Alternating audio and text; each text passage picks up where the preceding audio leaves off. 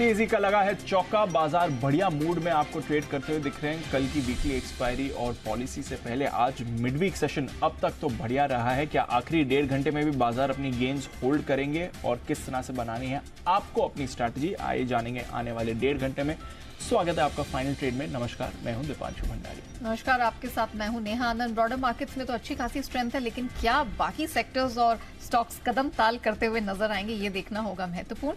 तो चलिए करते हैं शो की शुरुआत। दीप बताइए, इस वक्त की बाजार की बड़ी बातें कौन सी दिखाई दे रही हैं? बहुत बढ़िया मूड में आपको स्क्रीन दिख रही है। सुबह से ही हमने देखा एक्शन अच्छा बना हुआ है, बीच में एक छोटा सा डिप आया और उसके बाद से रिकवरी काफी अच्छी रही। तो 17,500 के ऊपर निफ्टी होल्ड कर रहा है, 525 पर फिलहाल आपको ट्रेड होते हुए दिख रहा है। अच्छा खासा कारोबार बाजार में आपको माना जाएगा।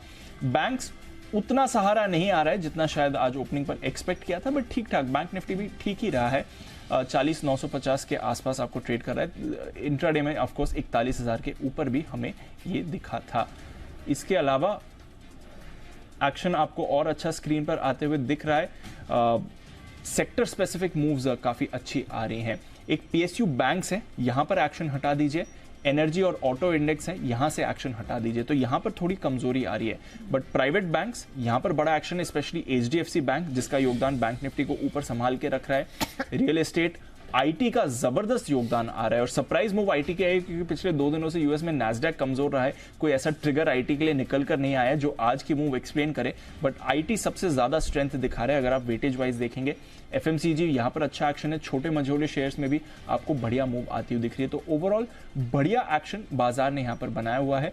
ग्लोबल क्यूज ठीक है, एक दिन के कंसोलिडेशन के बाद आज भी हल्की फुल्की गिरावट ही आपको डाउ पर दिख रही है। कोई मामूली सा एक्शन है, कुछ ऐसा बड़ा एक्शन दिख नहीं रहा है, बट हमारे बाजार अपने संकेतों पर अपने स्टॉक स्पेसिफिक मूव्स आपको बढ़िया दिखा रहे हैं। तो एक अच्छा मिडवीक सेशन चल रहा है नेहा, हम कह सकते हैं हमारी स्क्रीन पर। ओके, और रुपया भी हम देख रहे हैं कि जो एक सुस्ती एक लाल का माहौल था वहां से वापस से अपनी स्ट्रेंथ रिगेन करता हुआ दिख रहा है और एक बार फिर से हम देख रहे हैं दिन के उच्चतम स्तर के पास यहां कारोबार होता हुआ नजर आ रहा है। इनफैक्ट अगर एक क्विक रिकैप में यहां पर रैप में कमोडिटी मार्केट का भी ले लूं तो हमने देखा है कि स्ट्रेंथ यहां पर बिल्कुल बराबर बरकरार है। रुपए ने ऑफ कोर्स यहां पर हर्डल बनाने का काम किया दीप, लेकिन हमने देखा है कि फिर चाहे सोना हो चांदी हो, ये अपनी स्ट्रेंथ लेकर बरकरार है। सोना इस समय अगर नजर डाली जाए तो 200 रुपए के आसपास की स्ट्रेंथ यहां पर दिखाई दे रही है। 61 के नीचे जरूर उतरा है, लेकिन 60,800 के ऊपर अपने आप को टिकाने की कोशिश कर रहा है। चांदी की भी अगर बात करें तो स्ट्रेंथ यहां पर भी बरकरार है।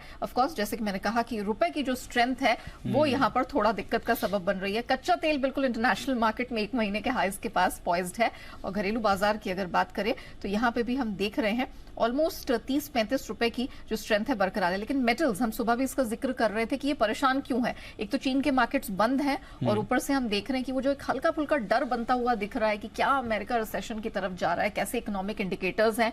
तो ये सब चीजें हैं जो थोड़ा मेटल्स को और सेंसिटिव कर रही हैं। तो ओवरऑल अभी तक देखा जाए तो हम देख रहे हैं कि कमोडिटी मार्केट में कोई बहुत ज्यादा फायरवर्क्स नहीं दिख रहे, लेकिन बाजार की नजर अब कौन से ट्रिगर्स पर रहने वाली है, इन सब की पूरी डिटेल लेकर कुशल हमारे साथ जुड़ चुके हैं। कुशल, गुड आफ्टरनून। बताइए कौन से महत्वपूर्ण ट्रिगर्स हैं जिन पर नजर रखेंगे? बिल्कुल, तो काफ़ी सारे ट्रिगर्स हैं। आज अगर आप देखें तो 3 बजे पेट्रोलियम और नेचुरल गैस पर संसदीय समिति की बैठक होने वाली है, तो वहां पर हमें फोकस रखना है। साथ ही कल के दिन में यहां पर ऑफ कोर्स आरबीआई की पॉलिसी है सुबह 10 बजे, तो यहां पर हमारी एक्सक्लूसिव कवरेज जो है पूरी कवरेज आपके सामने रखेंगे हम, बड़ा पैनल रहेगा। साथ ही खबरों में आपको ये ध्यान रखना है कि यहाँ पर नंबर सबसे पहले जीएम ब्रिवरीज जो चौथे तिमाही के नतीजे हैं उसकी शुरुआत हो जाएगी। साथ ही डिविडेंड को लेकर भी ये बोर्ड बैठक करते हुए दिखेंगे और मुथूट फाइनेंस भी डिविडेंड पर विचार करेगा। सोम डिस्टिलरीज एंड ब्रिवरीज यहाँ पर राइट्स इशू के जरिए पूंजी जुटाने पर बोर्ड बैठक होने वाली है, तो उससे जुड़े हुए जो टर्म्स हैं उस पर ये बातचीत करते हुए दिखेंगे। आईपीओ के लिहाज से एवलॉन टेक, इसका आईपीओ बंद होता हुआ नजर आएगा। कल इसका आखिरी दिन है आईपीओ के लिहाज से। साथ ही एक्स डेट है वेदांता के अंतरिम डिविडेंड की और जीएचसीएल के डिमर्जर की, जो इनका spinning division GHCL textiles demerge हो रहा है। कुछ बीएसई इंडाइसेस में चेंजेस भी हैं, बीएसई 500 में जहां पर जीएससीएल हटेगा और आरती इंडस्ट्रीज जुड़ता हुआ दिखेगा। साथ ही 7 अप्रैल शुक्रवार यहां पर गुड फ्राइडे के मौके पर भारत समेत कई और बाजार बंद रहने वाले हैं, तो वहां पर जो है छुट्टी रहेगी। और साथ ही थायरोटेक टेक्नोलॉजीज डिविडेंड पर कंपनी की बोर्ड बैठक है। ग्लोबल इवेंट के लिहाज से यूएस में मार्च महीने के जो जॉब्स डेटा है वो भी आपके सामने आएंगे। तो ग्लोबल इवेंट्स और लोकल इवेंट्स दोनों पर रहिए, आपको बड़ा फोकस है। तो इवेंट्स तो ढेर सारे हैं, कल ऑफ कोर्स हमारी पॉलिसी पर सबसे ज्यादा फोकस रहेगा। अरमान, गुड आफ्टरनून, बताएं खबरें कौन सी हैं आज दोपहर की? जी, खबरें जैसे कि लगातार जो है अपडेट्स आते हुए दिख रहे हैं, जिसमें पेटीएम जहां पे Q4 में मर्चेंट्स वॉल्यूम लगभग 40% YOY बढ़कर आया है, और उसी के साथ साथ आप औसतन मंथली ट्रांजैक्शन यूजर भी लगभग 27% के आसपास जो है बढ़कर आया है। बजाज ऑटो यहां पर मार्च में कुल बिक्री लगभग अगर आप देखेंगे 2% के आसपास घटकर आई है, और मार्च में एक्सपोर्ट्स की बात करें तो वहां पर आपको 38% की गिरावट दिखेगी। गोदरेज कंज्यूमर Q4 में ग्रोथ डबल डिजिट में रहने का अनुमान है, उसी के साथ साथ मुनाफे और अगर आप कामकाजी मुनाफे में मजबूत ग्रोथ जो है उसकी भी उम्मीद है। L&T यहाँ पर अगर आप देखें तो हाइड्रोजन कार्बन कारोबार के लिए इनको लगभग 7,000 करोड़ के आसपास से ज्यादा के जो है ऑर्डर मिलते हुए दिखे हैं। टाटा मोटर्स रोटर्स के हवाले से खबर आती हुई दिखी है। थाईलैंड में सीवी बिक्री सर्विसेज के लिए उन्होंने करार किया है, और सीवी बिक्री के लिए इनचेपे करके कोई कंपनी है वहाँ उनके साथ जो है करार किया है। सोम डिस्टिलरीज यहाँ पर भी अपडेट है, इनकी सब्सिडरी का हसन प्लांट से बियर का जो ट्रायल प्रोडक्शन है वो शुरू किया गया है। आरपीपी इंफ्रा इनकी जेवी जो है उसको लगभग 490 करोड़ के जो है ऑर्डर मिले हैं। ऑर्डर में अगर आप कंपनी का हिस्सा देखें तो लगभग 200 करोड़ के आसपास का है। और शुगर स्टॉक्स पर आप ध्यान रखिएगा, क्योंकि अक्टूबर से मार्च महीने में जो शुगर उत्पादन है वो 3 करोड़ टन जो इसमें का डेटा आता हुआ दिखा है। और कई सारी ब्लॉक डील्स हैं, जिसमें अगर आप बात करें BHEL 1 crore shares, BEL 28 lakh, south Indian bank लगभग 15 लाख, इन्फोसिस भी 15 lakh, IDFC first bank 12.5 lakh, bank of Baroda भी 12.5 लाख, और HDFC बैंक लगभग 12 लाख शेयरों के कई सौदे किए गए।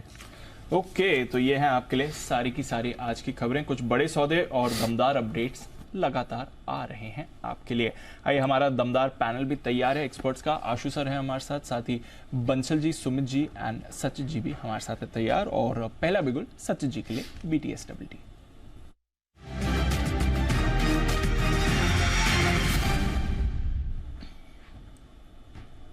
गुड आफ्टरनून सचित जी, बताएं सर।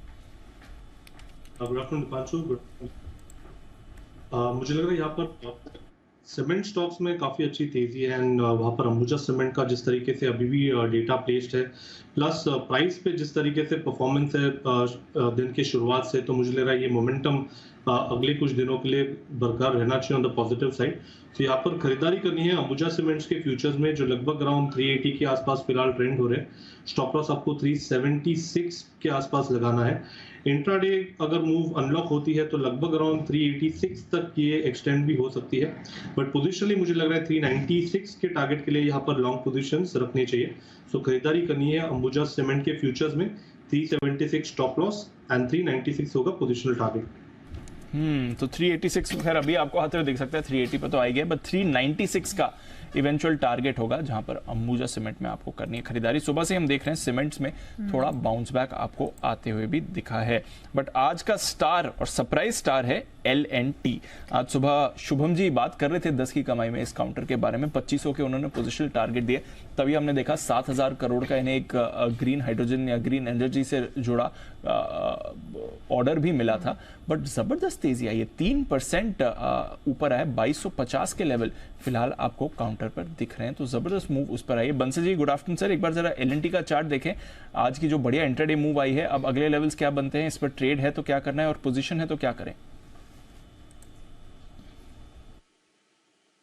दीपांशु, बेहतरीन टेक्निकल स्ट्रक्चर है। मैंने और कुणाल जी ने भी इसको बहुत बार रिकमेंड करा है, और टेक्निकली आज एक नेकलाइन टूट रही है 2225 की, एक नेकलाइन टूट रही है, तो जिनके पास है बने रहे। और दीपांशु, खरीदारी की भी राय है, टेक्निकली 2210 2211 का एक स्टॉप लॉस बैठता है, और स्टॉक का पोटेंशियल है 2304 2305 तक जाने का पोटेंशियल है। और दीपांशु, अगर कोई कतार में नहीं है तो चार्ट कॉर्नर के बिगुल की भी गुजारिश है।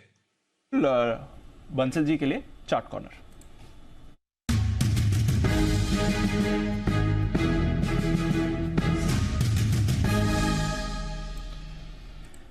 बंसल जी बताएं सर। दीपांशु, मेरी और कुणाल जी की हमारी राय है, चार्ट कॉर्नर पिक है इंडिगो। इंडिगो का टेक्निकल स्ट्रक्चर आप देखें तो काफी बढ़िया है, और काफी समय बाद इंडिगो के अंदर एक ब्रेकआउट देखने को मिल रहा है। जब इसमें रिसेंटली स्टेक सेल हुआ था तो गैप डाउन हुआ था इसके अंदर, काफी कंसोलिडेशन के बाद आज एक नीट क्लीन क्लियर ब्रेकआउट 1920 के स्तरों के ऊपर देखने को मिल रहा है। तो यहाँ से 70-80 पॉइंट्स का अपमूव यहाँ पे देखने को मिल सकता है। ओवर टू कुणाल जी। देखिए, बहुत शानदार कंसोलिडेशन पूरा होता हुआ दीपांशु चार्ट पर नजर आ रहा है और मौजूदा स्तरों पर खरीदारी की हमारी राय है। यहाँ स्टॉप लॉस रखना है 1910 पर 1910 के स्टॉप लॉस से इंडिगो के फ्यूचर्स में खरीदारी की राय है। पहला टारगेट होगा 1975 का 1975 का, इवेंचुअल टारगेट 2050 का 2050 का। तो 2050 के टारगेट के लिए इंडिगो में हमारी खरीदारी की राय है। ओके, तो ये है आपके लिए इंटरग्लोब एविएशन, जहां पर आपको करनी है खरीदारी।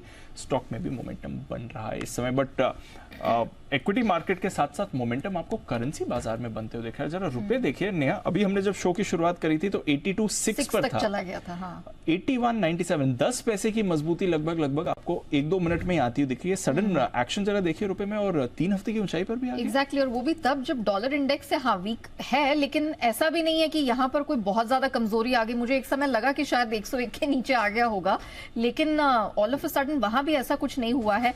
थोड़ा बहुत हम FIIs की जो खरीदारी जिसका जिक्र आज आप सुबह को भी कर रहे थे उसको एट्रीब्यूट कर सकते हैं, बट अदरवाइज RBI की तरफ से अगर कोई कदम उठाया गया है यहाँ पर तो वो अलग बात होगी। अगर कोई डॉलर बिकवाली हुई है यहाँ पे तो वो देखना होगा कि एक्सपोर्टर इंपोर्टर्स की तरफ से किस तरह के मूवमेंट यहाँ पर हुए हैं। लेकिन ये एक सरप्राइज मूव 5 मिनट के अंदर ही आया है, जहां पर एकाएक हमने 82 के नीचे इसे स्लिप होते हुए देखा।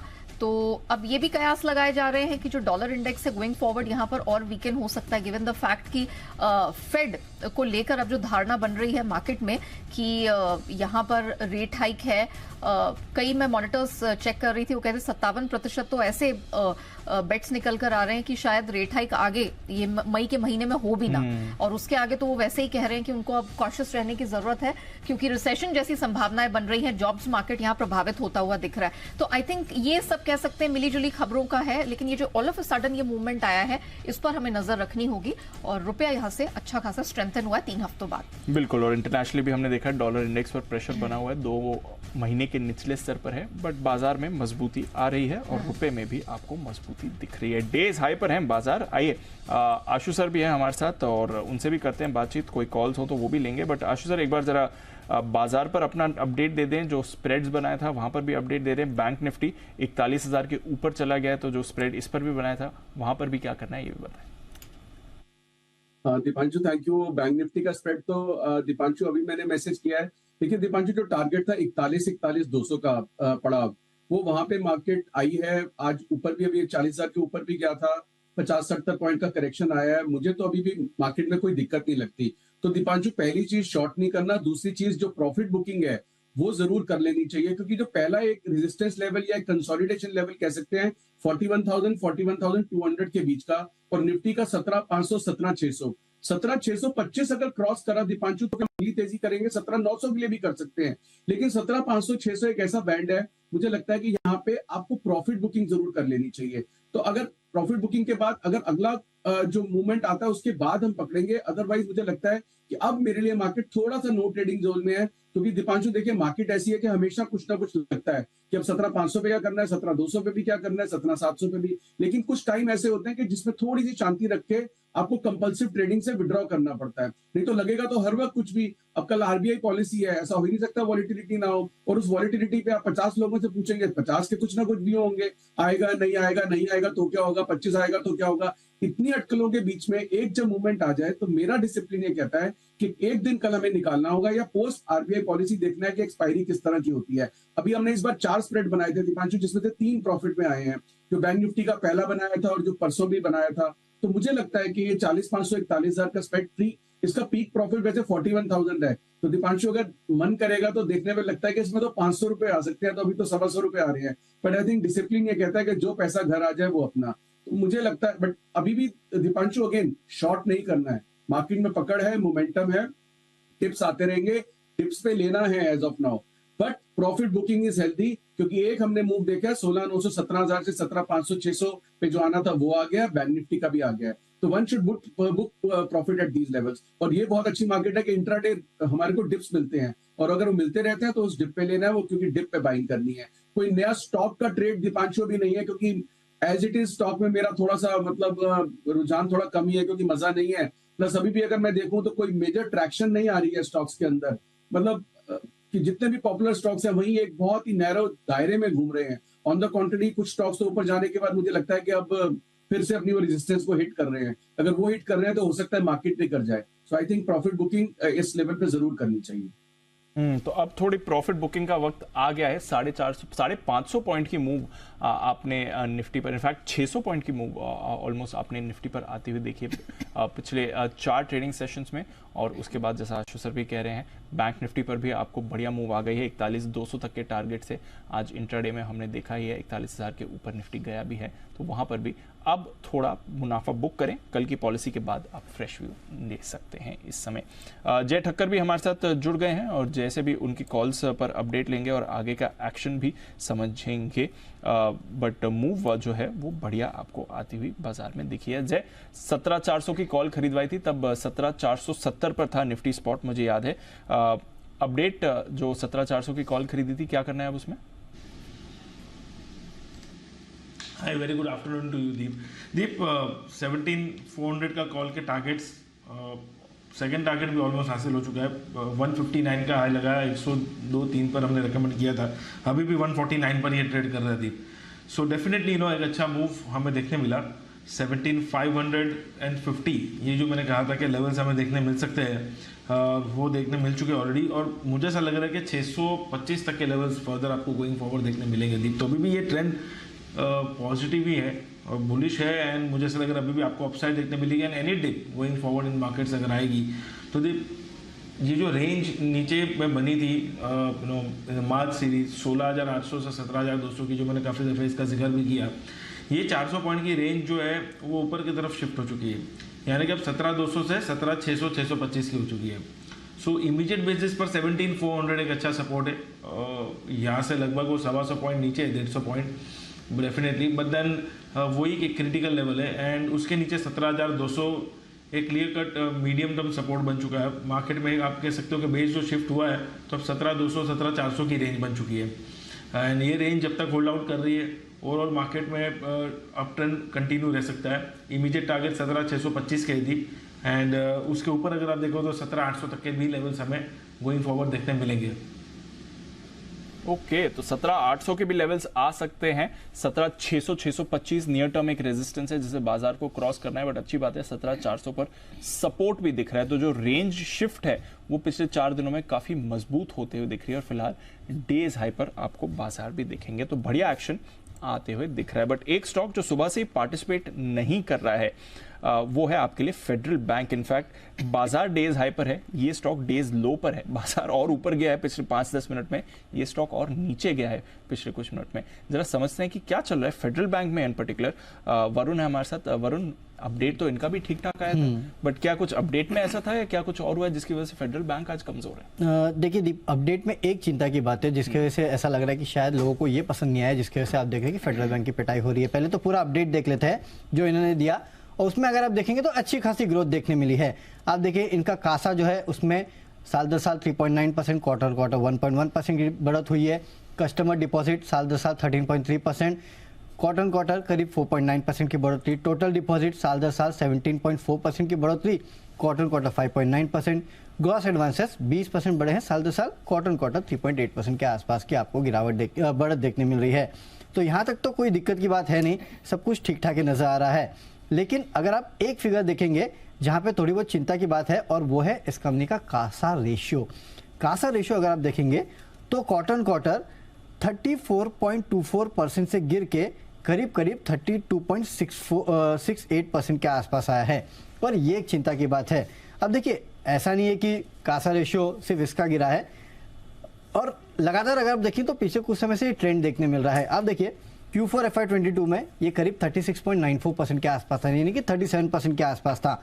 वहां से करीब 4.5% के आसपास की गिरावट जो है वो इस कंपनी के कासा रेशियो में आ चुकी है। अब कासा रेशियो में गिरावट आना क्यों इतनी दिक्कत की बात है? क्योंकि देखिए कासा एक ऐसा रेशियो है जिससे कहीं ना कहीं आपके नेट इंटरेस्ट मार्जिन जो है उसका अंदाज़ा लगाया जाता है, क्योंकि कासा जितना ज़्यादा होगा आपकी ओवरऑल कॉस्ट ऑफ फंडिंग जो है वो उतनी कम होगी, क्योंकि जाहिर सी बात है इस पर आप सबसे कम इंटरेस्ट देते हैं। और लगातार इसमें गिरावट का जो ट्रेंड है वो थोड़ा चिंताजनक है और इस कंपनी का तो लगातार गिरते जा रहा है। इस क्वार्टर में अगर आप देखेंगे HDFC बैंक, RBL बैंक, बंधन, AU स्मॉल, सूर्योदय, south Indian bank, Karnataka bank, ये तमाम जो बैंक है इनके कासा रेशियो में बढ़ोतरी हुई है। बढ़ोतरी क्यों हुई है? क्योंकि आपको याद होगा पिछले क्वार्टर से जितने भी बैंक्स थे सबने अपने जो ओवरऑल सेविंग या फिर बाकी जो रेट ऑफ इंटरेस्ट है, FD रेट ऑफ इंटरेस्ट है, उनको बढ़ाना शुरू कर दिया था। उनको बढ़ाया इसलिए था ताकि इनका कासा सुधरे। क्यों? क्योंकि अब जो है यहाँ से नेट इंटरेस्ट मार्जिन अगर आपको बढ़ाना है तो आपको आपका कासा सुधारना काफ़ी इंपॉर्टेंट था, और जो फेडरल बैंक ने नहीं किया है, ये एक दिक्कत की बात है। और सिर्फ 2 बैंक है जिन्होंने ये नहीं किया और दोनों में आप गिरावट देख रहे हैं, एक फेडरल और दूसरा इंडसइंड बैंक। इसमें भी अगर आप देखेंगे तो कासा रेशियो में गिरावट आई है, तो ये शायद स्ट्रीट को पसंद नहीं आ रहा है। इसके लिए आपने देखा कि अच्छा ओवरऑल जो ग्रोथ पैरामीटर्स है वो तो काफ़ी अच्छे इस कंपनी के, एक कासा ही है जो कि गड़बड़ कर रहा है, और शायद मार्केट इसका अंदाजा लगा रहा है कि हो सकता है कि इसका इम्पैक्ट आपको नेट इंटरेस्ट मार्जिन पे देखने मिलेगा। इसके लिए स्टॉक की पिटाई इम्पैक्ट आ सकता है। हाँ, वो दिक्कत की बात है। और दीप, वैसे भी फेडरल बैंक एक ऐसा मिड कैप बैंक है जिससे उम्मीदें काफ़ी ज़्यादा रहती है कि ये एक अच्छा परफॉर्म करेगा, इसमें कोई दिक्कतें नहीं है, और उसमें अगर कासा का हिस्सा का ट्रेंड देखने मिलेगा तो थोड़ी मायूसी होती है, और वही आप देख रहे हैं। और रिसेंटली इसने परफॉर्मेंस भी अच्छी खासी दिखाई थी, बाउंस बैक काफ़ी अच्छा, बाउंस बैक अच्छा किया था। ओके, तो इसलिए आप देख रहे हैं कि फेडरल बैंक पर प्रेशर बना है। कुणाल जी, पूरा क्रेडिट आपको दूंगा सर। आज सुबह के यूफोरिया में भी आपने कहा था कि ऊपरी स्तरों पर फेडरल बैंक पर ध्यान रखना है, परेशानी आ सकती है, और बिल्कुल वैसा ही हुआ। रीजन क्या है वरुण ने हमें बता दिया, बट चार्ट्स पर भी आप कह रहे थे कि ऊपरी स्तरों पर प्रेशर आ सकता है। थ्रू द डे कमजोर ही रहा है 130 के नीचे, और वीकनेस एक्सपेक्ट करें सर? देखिए, मुझे लगता है कि दीपांशु 135-36 का भाव जिसकी चर्चा आज सवेरे हम कर रहे थे उसको ये स्टॉक ने पार नहीं किया और फिर नीचे आता हुआ दिखा। इंट्राडे चार्ट्स कमजोर हुए हैं, लेकिन एक बड़ा सपोर्ट है 125 के आसपास, जो अभी हाल की रेंज है उसका निचला स्तर है। 2-3 रुपए नीचे ये भाव है, तो मुझे लगता है कि अब इन स्तरों पर नए शॉर्ट्स नहीं करने चाहिए। 125 के आसपास बड़ा सपोर्ट है, तो फेडरल बैंक के लिए जो दायरा है वो 125 से 135 का है। दायरे के निचले स्तरों पर खरीदारी के मौके तलाशें और ऊपर के लेवल्स पर बेचने की रणनीति अपनानी चाहिए। तो फिलहाल मुझे लगता है कि वेट एंड वॉच करें, 125-126 के आसपास खरीदारी के बारे में सोच सकते हैं। ओके, तो यहाँ पर अभी दायरे का ट्रेड दिखेगा, प्रेशर रहेगा, लेकिन 125 के पास सपोर्ट है, तो लोअर बैंड पे खरीदारी के मौके आप डेफिनेटली देख सकते हैं। लेकिन अभी 135 के पास जिसका जिक्र कुणाल जी ने मॉर्निंग में भी किया था, अभी एक रेजिस्टेंस फेडरल बैंक फेस करता हुआ नजर आएगा। बिगुल सचिन जी के लिए BTST का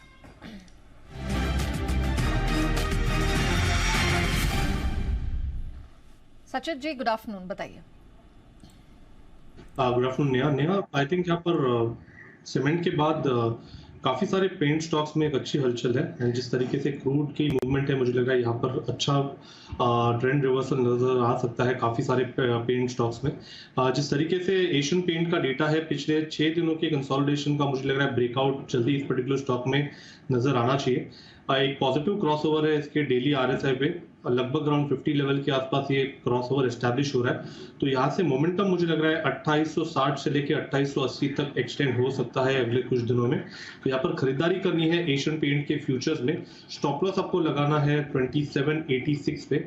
पहला टारगेट होगा अराउंड 2860 का एंड फाइनल टारगेट होगा अराउंड 2880 का। 2860-80 का टारगेट एशियन पेंट्स फ्यूचर्स में दिखेगा। जरूरी है कि आप 2786 का एक स्टॉप लॉस जरूर लगा ले। एक बिगुल जय के लिए, जय का jackpot.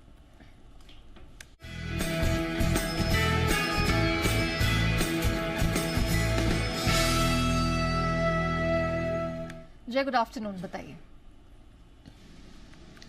Very good afternoon to you Neha. देखिए, यहाँ से मुझे ऐसा लग रहा है कि कैपिटल गुड्स सेक्टर्स में आपको ओवरऑल एक अच्छा ब्रेकआउट देखने मिला है, और उसमें L&T इसमें एक सिमेट्रिकल ट्रायंगल पैटर्न में से ब्रेकआउट आते हुए देखने मिला है। सो इसके फ्यूचर्स खरीदने की मेरी सलाह है। 2250 पर ये ट्रेड कर रहा है नेहा, L&T फ्यूचर्स, इसको खरीदने की सलाह है। कुछ दिनों से अगर आप देखें तो इनफैक्ट रेदर देन कुछ हफ्तों से मैं कहूँगा जनवरी मिड एंड से L&T एक कंसोलिडेशन फेज में चले गया था। 2300 रुपये से लेकर ऑन द डाउन साइड 2080 या तो आप 2100 पकड़ लीजिए, तो ये 200 पॉइंट की रेंज में, यानी कि अप्रॉक्सीमेटली 9-10% की रेंज में L&T ने ट्रेड किया, और अब ये रेंज में से ब्रेकआउट आ रहा है। और ये ब्रेकआउट में साथ ही साथ अगर आप देखेंगे तो क्लियर एक लॉन्ग बिल्डअप भी देखने मिल रहा है. So from the point of view of technicals and derivatives both LNT is looking very strong. Minimum target जो ऊपर की तरफ देख रहा हूँ मैं यहाँ, that is 2300 on the immediate basis. But अगर पोजिशनल बेसिस पर हम देखें तो इसके लगभग 2400 तक के टारगेट्स निकल कर आ रहे हैं. So for the targets of 2400 खरीदे एलएनटी फ्यूचर्स. स्टॉप लॉस नया जो नीचे में लगाना है दैट विल बी एट 2210. 2210 पर आप एक स्टॉप लॉस लगाए.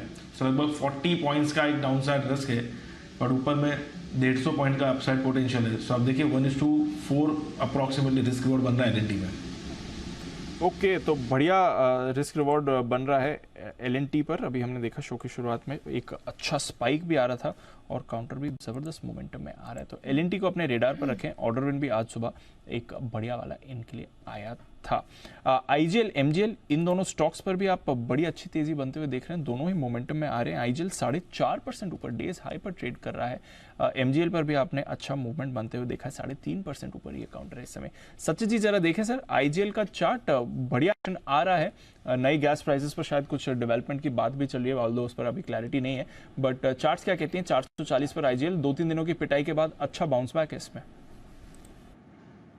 दिपांशु, इनफैक्ट ओवरऑल ट्रेंड काफी शानदार रही है. इनफैक्ट मंथली वीकली चार्ट पे कहीं पर भी एग्जॉशन के साइंस नहीं थे. And despite of market volatility जिस तरीके से इसका परफॉर्मेंस रहा है, एक higher top higher bottom sequence इसने मेंटेन की है, तो मुझे लग रहा है ये जो रिलेटिव आउट परफॉर्मेंस है ये कंटिन्यूड ही रहनी चाहिए. एंड ऑन द कॉन्ट्ररी अपने 200 डे एक्सपोनेंशियल मूविंग एवरेज को इसने काफी अच्छी तरह रिस्पेक्ट दिया है पिछले ऑलमोस्ट 3 महीने में. एंड अभी भी यहाँ पर अगर 3 दिनों का डेटा देखें तो एक क्लासिक डबल बॉटम फॉर्मेशन है 420 लेवल के आसपास. एंड वहीं से आज की जो मूव है वो अनफोल्ड हुई है. तो लगातार मुझे लग रहा है कि जो सीक्वेंस चल रही है वो कंटिन्यूड ही रहनी चाहिए on the higher side. Positionally expectation यही है कि लगभग अराउंड 490 530 के आसपास के स्विंग्स यहाँ पर नजर आने चाहिए. एंड जिस तरीके से स्ट्रक्चर है मुझे लग रहा है अभी भी यहाँ पर अच्छे मौके हैं जब ये पर्टिकुलर ये स्टॉक अपने पोर्टफोलियो में उतारना चाहिए. स्टॉप लॉस ट्रेडिंग के लिहाज से यहाँ पर 415 के आसपास लगाना है. एंड मुझे लग रहा है 470 से लेके 490 के आसपास के स्विंग्स अगले कुछ हफ्तों में नजर आने चाहिए आईजीएल में. ओके, तो अच्छी खासी स्ट्रेंथ आईजीएल में बनती हुई दिखाई दे रही है. अभी तक आपने कंसिडर नहीं किया है तो this is the right time. 415 का स्टॉप लॉस, पहला पड़ाव 470 और इवेंचुअली लक्ष्य 490 तक दिख रहा है. पोजिशनली तो 530 तक जाने का दमखम रखता है. तो आईजीएल पे ये व्यू आता हुआ. लेकिन आईटी स्पेस सुबह बिल्कुल लल था और एकाएक हमने देखा कि यहाँ पर अच्छी स्ट्रेंथ आई है. एलएनटी टेक इस स्ट्रेंथ को लीड करता हुआ निफ्टी आईटी स्पेस में 0.7% की मजबूती दिख रही है दिन के उच्चतम स्तर के पास. राकेश सर, व्यू इस समय चार्ट्स पे क्या किया जा सकता है?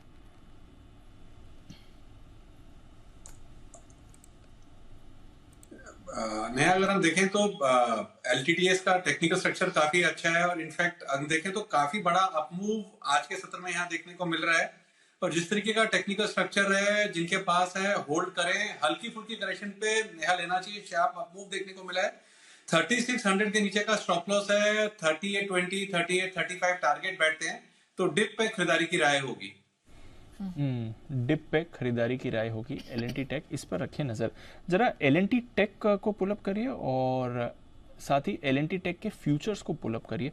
आई थिंक फ्यूचर्स में करीब 200 रुपए का डिस्काउंट यहाँ पे चल रहा है. इनफैक्ट 200 से थोड़ा ज़्यादा का ही डिस्काउंट चल रहा है. ऑलमोस्ट 225 रुपए का डिस्काउंट आपको चल रहा है. तो एलएनटी टेक फ्यूचर्स यहाँ पर डिस्काउंट पर ट्रेड कर रहा है. कोशिश करते हैं जानने की अगर कोई अपकमिंग कॉर्पोरेट एक्शन है जिसकी वजह से आप देख रहे हैं फ्यूचर्स पर इतना भारी भरकम डिस्काउंट है, क्योंकि 225 रुपए का डिस्काउंट इस समय आपको चलते हुए दिख रहा है. मे फ्यूचर्स और ज़्यादा डिस्काउंट पर चल रहे हैं और जून फ्यूचर्स में तो उससे भी ज़्यादा डिस्काउंट है. मे फ्यूचर्स आपको 3385 पर दिख रहे हैं और जून फ्यूचर्स 3335 पर आपको दिख रहे हैं. तो एलएनटी टेक इस पर रखिएगा नजर. स्पेशली फ्यूचर्स और शॉर्ट में काफी बड़ा डिस्काउंट इस समय बना हुआ है.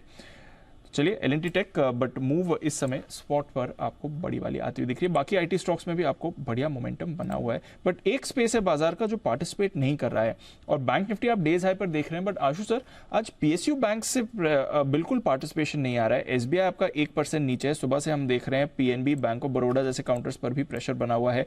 कैश वाले भी पीएसयू बैंक्स पर आज दबाव ही है. तो प्राइवेट बैंक्स तो दौड़ रहे हैं. एचडीएफसी बैंक अच्छी लीडरशिप दिखा रहे हैं. ये पीएसयू बैंक्स में क्या हो गया? बैंक ऑफ बड़ौदा अब 2% नीचे हो गया. दीपांशु, आई थिंक आज का नहीं देखना चाहिए. मुझे लगता है कि दीपांशु ये जो क्लोजर टू 300 कैन बैंक, 170-75 पे Bank of Baroda, closer to 50 PNB, और जिस तरह से कासा नंबर ये साउथ इंडिया बैंक के, फेडरल बैंक के भी बात चल रही थी या बाकी के, और निम्स भी जो अब ये जो रिवाइज डिपॉजिट रेट्स में आएंगे, मुझे लगता है कि दीपांशु पीएसयू बैंक से ना they have done there bit. तो अब यहाँ से आप दीपांशु नया ट्रेड कैसे करूंगा? अगर मैं इन्वेस्टर हूँ, क्या मैं 175 में बैंक ऑफ बड़ौदा लूंगा विद ए टारगेट ऑफ 300 या 250 इन सम टाइम के 25-30%, 40% रिटर्न मुझे आए?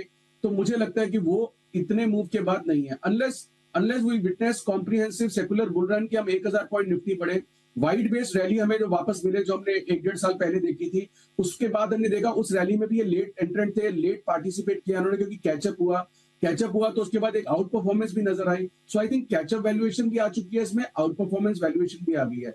अब तो नेक्स्ट वैल्यूएशन आएगी कि जब बड़ा पैसा पूरी मार्केट में आए, मार्केट चले, उसके बाद भी शायद ये थोड़ा सा लैग इफेक्ट रहे। और अगर बैंक निफ्टी चलेगी तो मुझे लगता है, मैं हमेशा बोलता हूँ, index is the best stock. अगर आज आप देखिए, अगर बैंक निफ्टी की जगह हमने स्टॉक लिए होते या एसबीआई लिया होता, बैंक निफ्टी आज ऊपर है और स्टॉक आज नीचे है। This is precisely my point when I always say कि इंडेक्स बेस्ट स्टॉक है। स्टॉक यही प्रॉब्लम है, क्योंकि आप एक तो मतलब रॉन्ग होके तो रॉन्ग होते ही हो, राइट होके भी आप रॉन्ग हो गए कि मतलब अब आप उस गरीब से पूछोगे, उस शरीफ आदमी की क्या गलती थी कल जो पीएसयू बैंक्स ले गया कि बैंकिंग चलेगा?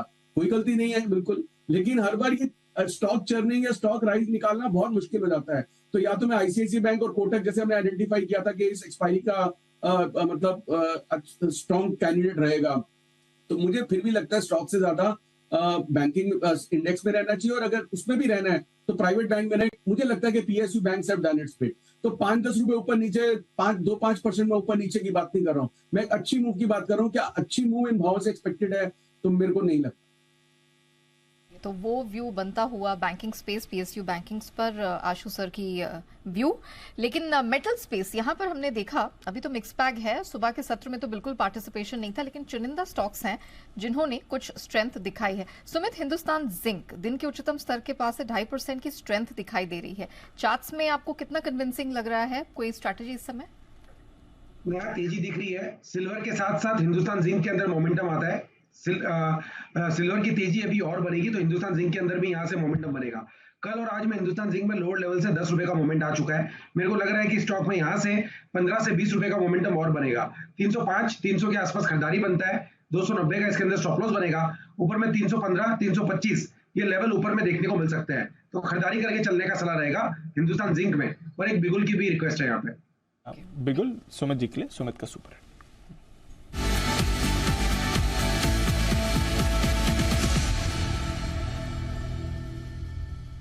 बताएं सर। दीपांशु, बाय का स्टॉक रडार पे आया है। सुबह हमने 8 बजे भी बात किया था कि आज इंडेक्स स्ट्रांग लगता है। निफ्टी बैंक निफ्टी दोनों में ऊपर का मूव भी देखने को मिल रहा है और अभी भी यहाँ से और ऊपर का मूव देखने को मिल सकता है। तो जो स्टॉक स्पेसिफिक मूव अभी मेरे नजर पे रडार पे आया है, उसका अभी भाव चल रहा है 223 रुपया, 223 रुपया 25 पैसा। स्टॉक का नाम है कोल इंडिया। कोल इंडिया के अंदर मोमेंटम है। कोल इंडिया के अंदर पिछले 2-3 दिनों से तेजी का मूव देखने को मिल रहा है। कोल इंडिया भी यहाँ से और ऊपर का मूव दिखाना चाहिए। जिन्होंने पोजीशंस बना रखी है वो लोग होल्ड करें, फ्रेश खरीदारी करके चलने का सलाह रहेगा। कोल इंडिया के अंदर जिस तरह का कैंडल बन रहा है, जो चार्ट स्ट्रक्चर बन रहा है, उसको देखते हुए लगता है कि कोल इंडिया यहाँ से ऊपर का मूव दिखाएगा, जिसके अंदर 228 रुपए का इसका पहला टारगेट बनेगा। 228 रुपए का लेवल निकलने के बाद 232 रुपए तक का मूव कोल इंडिया में ऊपर की तरफ देखने को मिल सकता है। 219 रुपया, 220 रुपया ये स्टॉक का नीचे में सपोर्ट है। तो 220 के नीचे का छोटा सा स्टॉप लॉस बन रहा है, लगा के खरीदारी करें। ऊपर में 228 का पहला टारगेट बनेगा।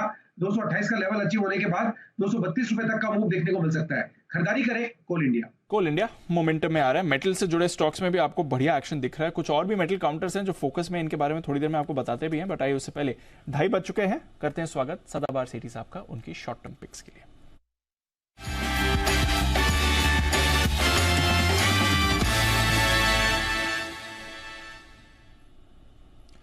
स्वागत है सेठी साहब, गुड आफ्टरनून। बाजार बढ़िया मोमेंटम में आ रहा है, स्टॉक्स में अच्छा एक्शन बन रहा है और आपके भी कुछ सुझाए हुए स्टॉक्स अच्छी परफॉर्मेंस दिखा रहे हैं sir. Good afternoon Deepanshu, good afternoon Neha. बिल्कुल, ये जो बाजार पिछले 2-3 दिनों से मिड कैप स्मॉल कैप में एक जबरदस्त तेजी बनी हुई है, तो जो भी स्टॉक्स हाल के दिनों में रेकमेंड किए हुए हैं सब में एक बहुत अच्छी तेजी देखी जा रही है।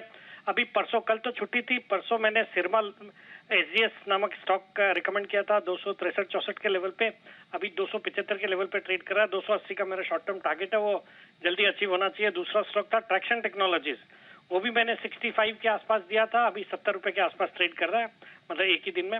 तो एक धुआंधार तेजी है कैश मार्केट के स्टॉक्स में, और आज भी 2 स्टॉक्स है जिनमें खरीदारी करनी है और दोनों कैश मार्केट के स्टॉक्स है। बताएं सर।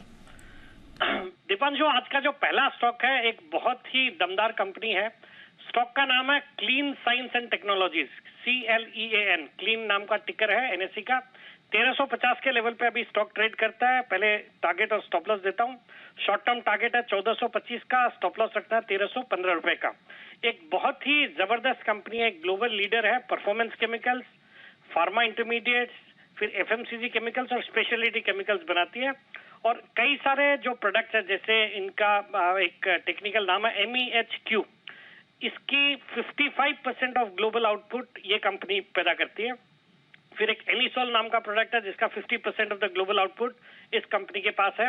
बाकी कई सारे रेगुलर इंटरवल पे नए प्रोडक्ट्स लॉन्च करती है, और हाल ही में दिसंबर में इन्होंने एक नया प्रोडक्ट है, HALS नाम है उसका, जो कि एक कंपाउंड है, वाटर ट्रीटमेंट, फिर पेंट्स, पॉलीमर और प्लास्टिक इंडस्ट्री में काम आता है। उसकी कमर्शियल मैन्युफैक्चरिंग शुरू करी और पहली कंपनी है भारत में जिसने ये प्रोडक्ट बनाना शुरू किया है। और उसका एक मेडन पहला ऑर्डर इनको जनवरी 2023 में ऑलरेडी मिल चुका है, जो इस क्वार्टर में देखने को मिलेगा।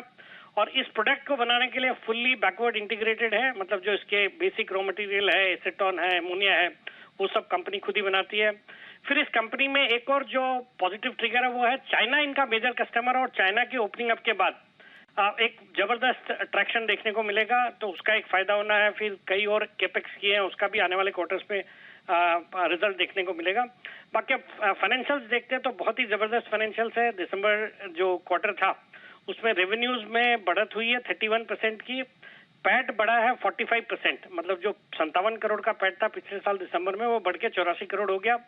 बाकी ऑपरेटिंग प्रॉफिट मार्जिन है कंपनी के close to 45%, return on capital employed is 40%, return on equity 30%, एक जीरो डेट यानी मतलब कैश पॉजिटिव बैलेंस है इनके पास 280 करोड़ का।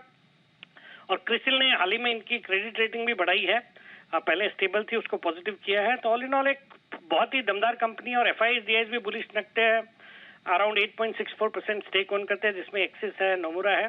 तो मुझे लगता है ये स्टॉक यहाँ से बहुत अच्छा करेगा। इसके ईयरली हाइज थे अराउंड 2100 के आसपास, और ये स्टॉक आज 1350 के लेवल पे अवेलेबल है। मुझे लगता है यहाँ पे खरीदारी करें। 1425 का शॉर्ट टर्म टारगेट, 1315 का स्टॉप लॉस, बाकी मीडियम से लंबी अवधि में यहाँ से और अच्छा करना चाहिए स्टॉक। तो क्लीन साइंस 1425 के टारगेट के लिए सिटी साहब की खरीदारी की राय है। 1350 के आसपास फिलहाल आपको ये काउंटर मिल रहा है। दूसरी कॉल सर। दूसरा स्टॉक है दीपांशु, एक छोटी साइज की इंजीनियरिंग कंपनी है, स्टॉक का नाम है पिटी इंजीनियरिंग।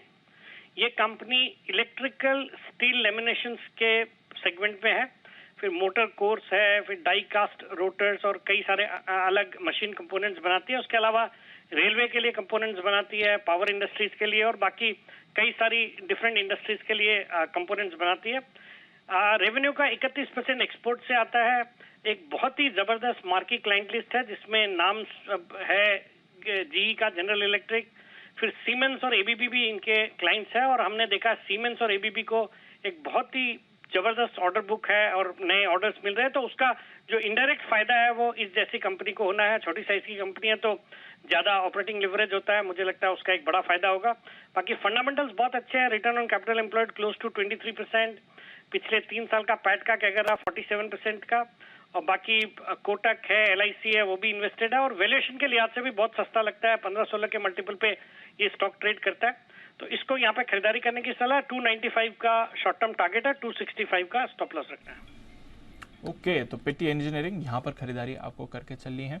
स्टॉक में आपको मोमेंटम भी बनते हुए दिख सकता है। क्लीन साइंस 1425 का टारगेट, पिटी इंजीनियरिंग 295 के टारगेट के लिए यहाँ पर खरीदारी करें। शुक्रिया सिरी साहब हमारे साथ जुड़ने के लिए और अपनी 2 बेहतरीन कॉल्स शेयर करने के लिए। आइए, स्टॉक्स की हम बात कर ही रहे हैं तो फोकस करते हैं हिंडाल्को पर। यहाँ पर आपको इन्वेस्टर डे होते हुए दिखा है और कुछ हाइलाइट्स निकल कर आई हैं, उसके बाद स्टॉक भी थोड़ा एक्शन में रहा है।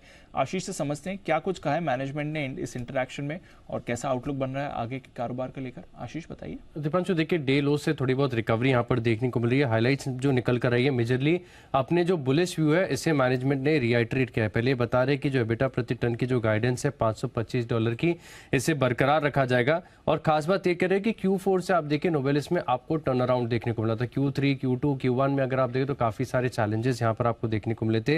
अब दरअसल क्या हो गया कि लागत अभी भी कंपैरेटिव अगर आप देखें तो जो इनपुट कॉस्ट है, खासतौर पर जो ऊर्जा खर्च है, एनर्जी कॉस्ट है, इसमें अभी भी बढ़त देखने को मिल रही है। चुनौती है, लेकिन अच्छी बात है कि इस चीज को ऑफसेट करने के लिए अब आपके पास बड़ी स्ट्रॉन्ग डिमांड है। खासतौर पर अगर आप देखें तो जो बेवरेजेस कैन सेगमेंट है वो कंपैरेटिवली काफी बढ़िया कर रहा है, जिसके चलते मान रहे कि जितने भी चैलेंजेस हैं, जितनी भी हेडविंड्स फिलहाल आ रही हैं, इसे मिटिगेट कर पाएंगे और अच्छी तेजी इनके कारोबार में देखने को मिल सकती है। नेट डेट टू एबिटा, क्योंकि सभी कंपनीज के पास मेटल कंपनीज में देखें तो डेट काफी भारी भरकम होता है, तो इसके ऊपर जो गाइडेंस दिया है वो करीब 2 टाइम्स करने का लक्ष्य है और मान रहे कि कॉन्फिडेंट है कि यहाँ पर एक कर पाएंगे। गाइडेंस जो केपेक्स की दी है FY 28 तक करीब आप समझ लीजिए कि 36,000 करोड़ जो है खर्च किए जाएंगे। इसके बाद अगर आप देखें तो ब्रोकरेज हाउस की तरफ से भी एक बड़ा न्यूट्रल सा रिएक्शन आया। सबने की तरफ से जो कमेंट्री है वो तो देखने को मिली, लेकिन किसी ने भी जो बड़े टारगेट कट है या टारगेट प्राइस बढ़ाए नहीं है। CLSA की रिपोर्ट मुझे काफी इंटरेस्टिंग लगी, जहां पर खरीदारी किराए को बरकरार रखा गया 550 के लक्ष्य के लिए। 550 के टन 550 का टारगेट है। चलिए, तो ये है आपके लिए हिंडाल्को, जहां पर मोमेंटम देख सकता है। फिलहाल सुबह सुस्त था, उसके बाद थोड़ी रिकवरी आई। बाकी मेटल स्टॉक भी थोड़ी सुविधा की सुस्ती के बाद एक्टिव हुए हैं। जय, चार्ट पर कैसा लगता है हिंडाल्को आपको 400 रुपए के ऊपर? ओवरऑल मैं कहूँगा कि हिंडाल्को में एक रिवर्सल तो आज के ट्रेडिंग सेशन में आपको देखने मिला है from the lower levels. Deep, and मुझे ऐसा लग रहा है कि yes, with this kind of reversal on the lower side अगर आप पोजिशनली देखें तो 390 ये एक सपोर्ट है शॉर्ट टर्म में, एंड ये बाउंस बैक आपको लगभग ऊपर की तरफ 415 के लेवल्स तक आते हुए देखने मिल सकता है। एक अच्छा सपोर्ट लिया है लोअर लेवल्स पे। दीप, मैं कहूँगा हिंडाल्को ने रेस एज यू सेड ये 400 के ऊपर आया तो 415 तक अब मुझे ऐसा लग रहा है कि ये रैली में आपको देखने मिल सकता है। राइट, चलिए, तो हिंडाल्को पर वो व्यू आता जय की तरफ से, लेकिन ऑटो स्पेस पर नजर डालेंगे और इसके चुनिंदा स्टॉक्स हम देख रहे हैं भारी भरकम करेक्शन यहाँ दिख रहा है। अशोक लेलैंड उनमें से एक दिन के निचले स्तर पर ट्रेड होता हुआ नजर आ रहा है। कुणाल सर, अशोक लेलैंड चार्ट्स पे इस समय कोई मौके, कोई फ्रेश शॉट या अवॉइड? देखिए, बिल्कुल आज कमजोरी दिख रही है चार्ट पर नेहा, और जिस तरह का ब्रेकडाउन आता हुआ लग रहा है मुझे लगता है कि स्टॉक और नीचे के लेवल्स दिखाएगा। एक सपोर्ट चार्ट पर है 134 रुपए के आसपास और 135 का भाव है, तो मुझे लगता है कि थोड़ा वेट करना चाहिए। 134 का सपोर्ट अगर ये स्टॉक वायलेट करता है, नीचे की तरफ ब्रेकडाउन देता है, तो जरूर नए शॉर्ट्स भी खोल सकते हैं। फिर मुझे लगता है कि 129 तक का भी भाव स्टॉक में देखने को मिल सकता है। तो ये है आपके लिए अशोक लेलैंड डेज लो पर ये काउंटर ट्रेड करते हुए दिख रहा है। आशुष सर, थोड़ा रोटेशन है आज ऑटो काउंटर्स में, अशोक लेलैंड ही नहीं बाकी भी देख लीजिए। भारत फोर्ज गिरा हुआ है, आइशर मोटर्स 2 दिनों से थोड़ा कमजोर दिख रहा था। एस्कॉट्स में हमने एक्शन देखा है, टाटा मोटर्स भी थोड़ा ऊपर की तरफ से नीचे आते हुए फिसला था। जरा राय दें ऑटोज में, क्योंकि अच्छी रैली रही है, अच्छी मूव रही है, रोटेशन समझे इसे या फिर थोड़ी और दबाव आ सकता है इधर? पांचू रोटेशन भी कह सकते हैं, बट अगेन जैसे अभी मैंने इंसिडेंटली भी PSU बैंक्स के लिए जब बोला, पिछले 1-1.5 साल में ऑटोज ने अपना, मतलब मैं कई बार वो टॉपिक की बात भी कर चुका हूँ और इंसिडेंटली राकेश जी ने कुछ डेट्स भी याद कर रखी हैं, बट मैंने तो 1 फरवरी की डेट याद कर रखी है जब ऑटो ETF 134 था, तब भी यही बात हुई थी कि ऑटोज का टॉप हो गया। दीपांशु, मतलब मेरा मानना यह है कि दीपांशु इसमें एक फंडामेंटल रीजन ये है कि जितनी पेंट अप डिमांड कोविड की थी, जितना वो एक्साइटमेंट था, पेंट अप डिमांड थी, वो सब हो चुकी है।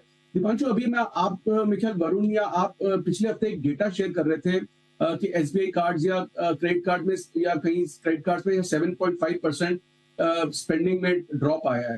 तो दीपांशु, ये जो डिस्क्रिशनरी स्पेंडिंग है और जो सब कुछ है ना, वो जो पोस्ट कोविड एक ओवर हो गया था, जिंदगी ना मिलेगी दोबारा थीम, उसमें ये सारी की सारी जो लग्जरी चीजें हैं जिसमें पेंटअप डिमांड, हमने ऑटोज की भी देखी, बाकी भी देखी, होटल हॉलीडे सब देखा, कहीं ना कहीं वो जो ना बैक टू बेसिक्स आ रही है, क्योंकि जो ग्लोबली वो चल रहा है, जिस तरह के जॉब लॉसेस चल रहे हैं, और इसका एक बहुत बड़ा सिग्नल आपने कार्ड्स में देखा था कि जो स्पेंडिंग 7% विच इज ह्यूज, कि कहीं ना कहीं वो जैसे दीपांशु आ रहा है कि बहुत हो गया या थोड़ा सा रुकना चाहिए, या अब थोड़ा सा स्टॉक मार्केट में भी पैसे बनने बंद हो गए हैं, मतलब जिस तरह की इजी मनी आ रही थी, पेंटअप डिमांड भी कम हो गई है। तो मेरा तो मानना, चाहे वो 2 महीने 3 महीने थोड़ा बड़ा थीम हो सकता है, कि ऑटोज का टॉप हो चुका है, कभी अशोक घटेगा बढ़ेगा। 150 में मैंने अशोक लेलैंड की सेल कॉल भी दी हुई है, मतलब उस वक्त बोली थी कि ये इस भाव से ऊपर का, मतलब मुझे कोई ऐसा नहीं लगता। एक तो स्टॉक बीच में बढ़ सकते हैं because of out performance, but overall autos में मुझे लगता है कि टॉपिक सिग्नल है। दिवांशु, मतलब नई तेजी मुझे नहीं लगती कि मैं क्यों करूंगा। ओके, डेल्टा आशु सर सेम कैटेगरी दीपांशु। अब मतलब लोग मुझे बार बार डेल्टा के लिए होल्ड करते रहते हैं, मतलब 20 बार बोल चुका हूं कि 215 पे भी, 35 पे भी, 25 पे भी कुणाल जी के अगेंस्ट जाके ही बोला कि नहीं मेरा अब इंटरेस्ट ही नहीं है, क्योंकि कुछ पैसे बनने नहीं है। दीपांशु, जब तक पैसे नहीं बनेंगे मेरा कोई फेवरेट नहीं है। तो अभी ये रिवर्सल आया, अभी भी देखिए अब क्या आया, सबसे ज्यादा इंडेक्स में आया। तो मैं बार बार बोलता हूँ, 1000 बार बोल रहा हूँ, index is the best stock. Deepanshu, एक वो मूवी का डायलॉग है, आपको याद है कि मतलब इसको तो मैं बचा लूंगा, तुमको मुझसे कौन बचाएगा। तो हम जो बात करते हैं इस आ गया या HDFC बैंक आ गया या इंडेक्स को संभाल लिया, तो ऐसे कोई ना कोई इंडेक्स को संभालने तो आ जाएगा, लेकिन स्टॉक को संभालने कोई नहीं आता। तो ये डायलॉग है ना, इसको तो मैं संभाल लूंगा, बचा लूंगा, तुमको मुझसे कौन बचाएगा। इसलिए मेरा स्टॉक्स में मतलब इंटरेस्ट बहुत कम रहता है कि इंडेक्स को बचाने तो कोई आ ही जाएगा। चलिए, इंडेक्स को बचाने वाले बहुत सारे हैं और आज डेफिनेटली HDFC बैंक वो रोल प्ले भी कर रहा है, but stocks specially discretionary spending वाले जो लग्जरी आइटम्स हैं या फिर थोड़ा गाड़ियों पे आपने देखा ट्रैवल टूरिज्म थीम थी, वो शायद टॉपिंग आउट के सिग्नल्स दे रही है। आज थोड़ा एक्शन वैसा भी बना है, बट एक सरप्राइज मूवर आया है ब्रॉडर मार्केट के। अगर आप स्टॉक्स की बात करें तो टेक्सटाइल सेक्टर में हमने पिछले कुछ दिनों से एक बड़ा एक्शन बनते हुए देखा। इनफैक्ट बाजार की रिकवरी से पहले यहाँ पर रिकवरी के संकेत पहले ही आ चुके थे। बाजार की रिकवरी को लीड किया, ऑफ कोर्स योगदान उसका इतना नहीं होता है इंडेक्स में कैप्चर करने के लिए, बट स्टॉक्स में बढ़िया मूव आया है। तो आइए समझते हैं कि कौन से स्टॉक्स में मूव आया है और क्यों। टेक्सटाइल सेक्टर पर है फोकस। अरमान है हमारे साथ तैयार। अरमान, बताइए, लंबे समय बाद टेक्सटाइल में कुछ एक्टिविटी दिख रही है? बिल्कुल, पिछले एक हफ्ते से अगर आप ट्रैक रिकॉर्ड देखें तो लगातार ये टेक्सटाइल स्पेस के सारी कंपनियां, सिर्फ एक दो नहीं, सारी कंपनियां में आपको बढ़िया मूवमेंट आता हुआ दिख रहा है। जैसे अगर मैं आपको एक हफ्ते का मूवमेंट बताऊं तो DCM नोवेले 16% ऊपर है, Welspun India 12%, Nahar spinning 12%, Nitin spinners, Monte Carlo 10% के आसपास, Indorama, SP apparel, Hemant Singh का सब के सब अगर आप देखेंगे आपको यहाँ पर बढ़िया मूवमेंट आता हुआ दिख रहा है। अब तेजी का कारण क्या है? अगर आप देखेंगे कि अगर आप कुछ समय पहले जो है एक ब्रोकरेज हाउस की उनकी एक बढ़िया रिपोर्ट जो टेक्सटाइल इंडस्ट्री पर आती हुई दिखी थी, अब उस रिपोर्ट में कुछ चीजें जो हैं जो सरकार ने ऑलरेडी बोली हैं वो हाईलाइट की हैं। जैसे सरकार ने इंडिकेट दिया कि जो टेक्सटाइल इंडस्ट्री है वो आने वाले 8 साल में 3 गुना तक जो है हो सकती है, जो कि अगर आप देखेंगे ओवरऑल जो अभी $100 बिलियन के आसपास का है, तो सरकार उसे FY30 तक ये मान रही है कि जो $300 बिलियन जो है वो हो सकती है। अब ये वाली इंफॉर्मेशन तो हमें पहले भी पता थी, तो ब्रोकरेज हाउस ने क्या हाईलाइट करा? उन्होंने ये हाईलाइट करा कि जो कॉटन कैंडी के जो भाव थे, जो पहले उच्चतम स्तर पर 1 लाख प्रति कैंडी जो पहुंच चुके थे, वो अब गिर कर जो है लगभग आपको दिखेगा 45 से 50 हजार रुपए प्रति कैंडी जो है वहां पर हो चुके हैं। और अगर आपको ध्यान होगा न्यूज पे भी जब मैनेजमेंट आया था तो उन्होंने यही चीज बोली थी कि जब हमारे यहाँ पर कॉटन के भाव ज्यादा होते हैं तो उसका रीजन ये होता है कि हम एक्सपोर्ट मार्केट में हम इनकॉम्पिटिटिव हो जाते हैं कंपेरेटिवली, और उसको हम फाइट बैक नहीं कर पाते। और उसी के साथ साथ वो ये भी कह रहे हैं कि अब ये जो भाव है ये इसी स्तर के आसपास जो है रेंज में रहने का अनुमान है, तो इसका भी इनको लगभग ओवरऑल जो फायदा होता हुआ दिखेगा। और ओवरऑल अगर टेक्सटाइल इंडस्ट्री का, स्पेशली अगर आप स्पिनिंग इंडस्ट्री की बात करें, तो जब प्राइजेस अगर मेंटेन रहते हैं तो सबसे ज्यादा कंपनी को फायदा होता हुआ दिखता है। और आगे की अगर आप बात करें, जैसे अगर कुछ ही समय पहले आपने ये भी खबर आती हुई दिखी कि भारत ने ऑस्ट्रेलिया और UAE के साथ FTA एग्रीमेंट करा, जो फॉरेन ट्रेड एग्रीमेंट है वो करते हुए दिखे थे। और बातचीत अभी ये भी चल रही है कि भारत UK और EU दोनों के साथ जो है FTA एग्रीमेंट के लिए बातचीत कर रहा है। और अगर ये दोनों चीजें इफेक्टिव हो जाती हैं, कि अगर ये जो FTA एग्रीमेंट हो जाता है तो कंपनी को काफी, अगर इन कंपनियों को काफी बड़ा फायदा होता हुआ दिखेगा, क्योंकि ये दो कंट्रियां ऐसी है जहां पर इनका बहुत ज्यादा एक्सपोर्ट होता है। और उसी के साथ साथ इसी के चलते हम बांग्लादेश और पाकिस्तान दोनों को अच्छी खासी कॉम्पिटिशन और अच्छी खासा टक्कर दे पाएंगे। तो ओवरऑल ये सारी इंडस्ट्री के लिए पॉजिटिव होता हुआ दिखा है। और कुछ खबरें ये भी आती हुई कि जो बांग्लादेश में जो इश्यू चल रहे हैं उसके चलते भी हो सकता है कि टेक्सटाइल इंडस्ट्री को कुछ फायदा मिल रहा हो। तो वापस मोमेंटम आ रहा है टेक्सटाइल्स की। बिल्कुल। और आप ज्यादा मोमेंटम कहां पर देख रहे हैं इस समय? ज्यादा मोमेंटम आप जो भी अगर जो स्पिनिंग कंपनीज हैं वहां पर देख रहे हैं, क्योंकि उस समय मैनेजमेंट ने भी हमको क्लैरिफाई किया था कि जब भाव बढ़े हुए थे तब एक तो जो डोमेस्टिक में डिमांड नहीं आ रही थी और जो भी वो एक्सपोर्ट कर नहीं पा रहे थे, क्योंकि डोमेस्टिकली आपकी प्राइसेस जो है वो इतनी हाई है तो वो इनकम्पिटेटिव बना देती है आपको एक्सपोर्ट मार्केट में ले जाने के लिए। तो वहां पर आपको एग्जैक्ट है। और इनफैक्ट वो मूव नाहर स्पिनिंग में आता हुआ दिख भी रहा है। आज दिन के उच्चतम स्तर के पास थोड़ा सा डिप डाउन हुआ, लेकिन फिर हमने वहां पर स्ट्रेंथ बनती हुई देखी है। इस पर एक चेक ले लेते हैं। सुमित जी, नाहर स्पिनिंग 7.25% की स्ट्रेंथ दिखाई दे रही है इस समय, क्या व्यू बन रहा है? मुझे लगता है कि स्टॉक के अंदर एग्जिस्टिंग पोजीशंस होल्ड करके चलें, फ्रेश खरीदारी वेट करें। स्टॉक के अंदर सिर्फ पुल बैक और बाउंस बैक के संकेत है। एक अच्छी खासी गिरावट के बाद, थोड़ा सा कंसोलिडेशन के बाद थोड़ा सा पुल बैक और बाउंस बैक के संकेत मिल रहे हैं। तो ऊपर में 280 285 तक के लेवल देखने को मिल सकता है। Existing positions trailing stop loss लगाएं 260 के आसपास का और होल्ड करें, फ्रेश खरीदारी अवॉइड करें। ये है आपके लिए नाहर स्पिनिंग। वेल्सपन इंडिया पर रखिए नजर। बॉम्बे डाइंग जैसे काउंटर पर भी आपको बढ़िया मूव दिख रही है। निफ्टी के निशानेबाज नितिन मुरारका साहब हमारे साथ जुड़ रहे हैं, फोन लाइन पर लेते हैं उनकी स्ट्रेटजी।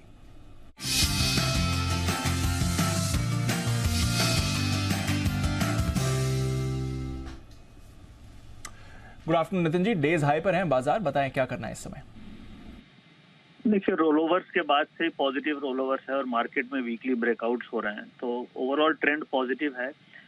बट कल वीकली एक्सपायरी है और कल आरबीआई की पॉलिसी है, इसलिए मैं आज स्टॉक ले रहा हूं और वो स्टॉक है टीसीएस। टीसीएस में 3300 की कॉल ऑप्शन लेंगे, जिसका प्राइस अभी 44 रुपीज चल रहा है। 3300 की call option, current market price जो ऑप्शन का है वो 44-45 ऐसे मिलती है, जिसका स्टॉप लॉस होगा 30 रुपए का और टारगेट होंगे करीब 70-75 के। स्टॉक्स में मोमेंटम बन रहा है। आईटी में भी आज देख रहे हैं कि इन्फोसिस, टीसीएस, इन सब में थोड़ी थोड़ी बाइंग आ रही है। रोलओवर्स के बाद ये डेटा पॉजिटिव हो रहे हैं, तो मुझे ऐसा लग रहा है कि टीसीएस करीब 3300 तक आना चाहिए, 3300-3320 तक आना चाहिए। इसलिए हम 3300 की कॉल ऑप्शन ले रहे हैं 44-45 में, टारगेट 70-75, स्टॉप लॉस 30 रुपए का।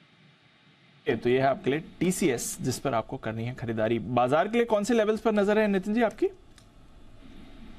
देखिए, निफ्टी में अब 17,500 पे पुट राइटिंग होने लग गई है, तो वो सपोर्ट बन गया है और नेक्स्ट जो ऊपर 17,600-650 का लेवल आ रहा है। तो कल जो वीकली एक्सपायरी है, मुझे उम्मीद लग रही है कि 600 की तरफ जाना चाहिए। ओवरऑल बैंक निफ्टी में 2-3 दिनों से हम अनवाइंडिंग और शॉर्ट कवरिंग देख रहे हैं। परसों लास्ट मंडे को काफी अनवाइंडिंग एंड शॉर्ट कवरिंग हुई है, करीब 18-19% बैंक निफ्टी में ओपन इंटरेस्ट कम हुआ था, तो वो शॉर्ट कट रही है रोल ओवर्स के बाद। तो उम्मीद कर रहे हैं कि कुछ पॉजिटिव साइड ही मूव आना चाहिए और निफ्टी का जो इमीडिएट टारगेट 17,620 तक स्पॉट लेवल लग रहा है, अभी 17,545 है और बैंक निफ्टी मोस्ट लाइकली 41,500 की तरफ जानी चाहिए। तो ओवरऑल दोनों में डेटा पॉजिटिव है। कल वीकली एक्सपायरी ऐसा लग रहा है कि हाईज की तरफ ही होगी इस वीक के। ओके, चलिए, तो टीसीएस पे तो फोकस करना ही है। 3300 की कॉल 44 के पास लेनी है, 75 का टारगेट। लेकिन निफ्टी, बैंक निफ्टी, इसको लेकर कुछ तगड़ा मोमेंटम बनता हुआ दिखाई दे रहा है और जो वीकली एक्सपायरी है वो हायर नोट पर होती दिख रही है। 17,620 निफ्टी के लिए और 41,500 के आसपास बैंक निफ्टी के लिए कन्विक्शन बनता हुआ नितिन जी का। थैंक यू सो मच हमारे साथ अपने व्यूज शेयर करने के लिए। लेकिन कुछ इंडिविजुअल स्टॉक्स पर फोकस कर लेते हैं। टी कॉफी का स्पेस, इसमें अच्छा उबाल दिख रहा है। बॉम्बे बर्मा, जय, मैं आपका व्यू जानना चाहूंगी, चार्ट्स पर जरा बताइए। कुछ अच्छी स्ट्रेंथ दिख रही है बॉम्बे बर्मा पर, आप अपना व्यू दीजिए। बिल्कुल, देखिए नेहा, बीबीटीसी में आपको एक ब्रेकडाउन देखने मिला था, एक क्लियर कंसोलिडेशन का एक ब्रेकडाउन इसमें देखने मिला था below the levels of 890 and एक रेंज बनी थी बीबीटीसी में नेहा 890 900 से लेकर 1100 रुपए की। सो 200 पॉइंट की रेंज का ब्रेकडाउन आपको देखने मिला था, जिसके targets below the levels of 900 700 के आ रहे थे और लोज जो बने वो 780 के। तो रिकवरी बहुत ही अच्छी आई है, बट अब एक क्लियर अप मूव में आने के लिए स्टॉक को 900 के लेवल्स को निकालना है। अगर अबाउट 900 जाता है ये स्टॉक, देन डेफिनेटली एक अप ट्रेंड में ये आ जाएगा, कंफर्म कर देगा। तो रिकवरी अच्छी है, बट आई थिंक ये रीटेस्ट ना हो ब्रेकडाउन का, आई होप, एंड 900 के ऊपर जाए तो आपको एक ट्रेंड रिवर्सल देखने मिलेगा। सो अगर किसी के पास पोजीशन है, समझे किसी ने भी लो लेवल्स पर ली है, तो उनका ट्रेलिंग स्टॉप लॉस होना चाहिए 830 पर, 830 पर, और किसी फ्रेश खरीदना इसे तो 900 के ऊपर ही खरीदे। चलिए, तो बॉम्बे बर्मा वो व्यू आता हुआ अगर पोजीशन ले रखी है 830 का स्टॉप लॉस लगा के वेट करे। फ्रेश पोजीशन के लिए भी 900 के आंकड़े को पार होना जरूरी है। ओके, चलिए एक बिगुल सचिन जी के लिए BTSTT।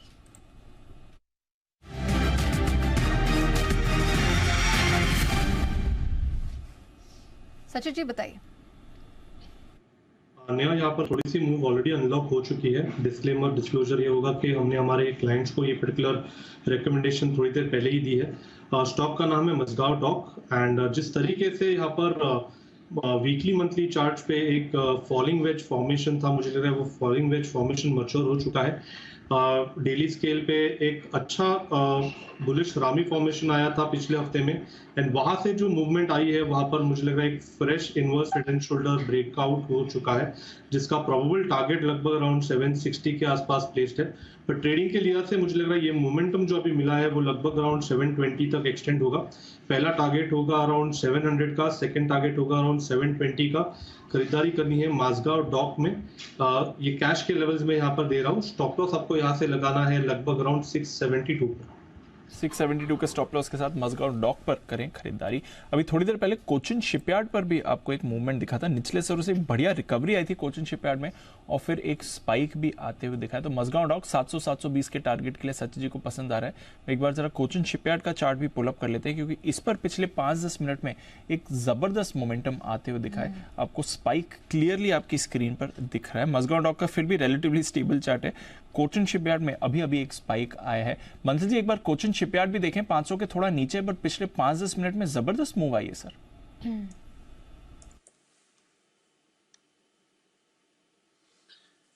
जी दीपांशु, मूव आया है कोचिन शिपयार्ड के अंदर, बट जिसके पास है दीपांशु होल्ड की राय है नई खरीदारी के लिए थोड़ा सा यहाँ पे वेट एंड वॉच करेंगे।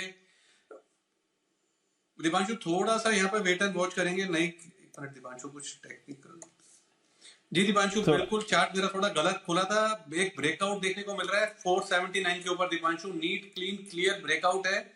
खरीदारी की राय है 510 512 का दीपांशु लक्ष्य बैठता है। 480 का टारगेट है। रिस्क रिवॉर्ड फेवरेबल है। कोचिन शिपयार्ड पे ओवरवेट खरीदारी की राय है।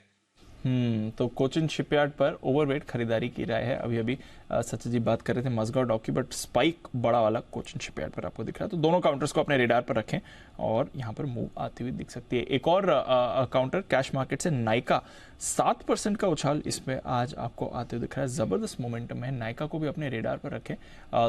सुबह से ये थोड़ा एक्टिव है, मिड डे एक अच्छा ब्रेकआउट आया था और फिर अपने लेवल्स को होल्ड कर रहा है। अपडेट्स आ रहे हैं आपके लिए बैंक ऑफ महाराष्ट्र की तरफ से भी। बाकी आज हम PSU बैंक्स में देख रहे हैं कुछ ज्यादा बड़ा एक्शन है नहीं।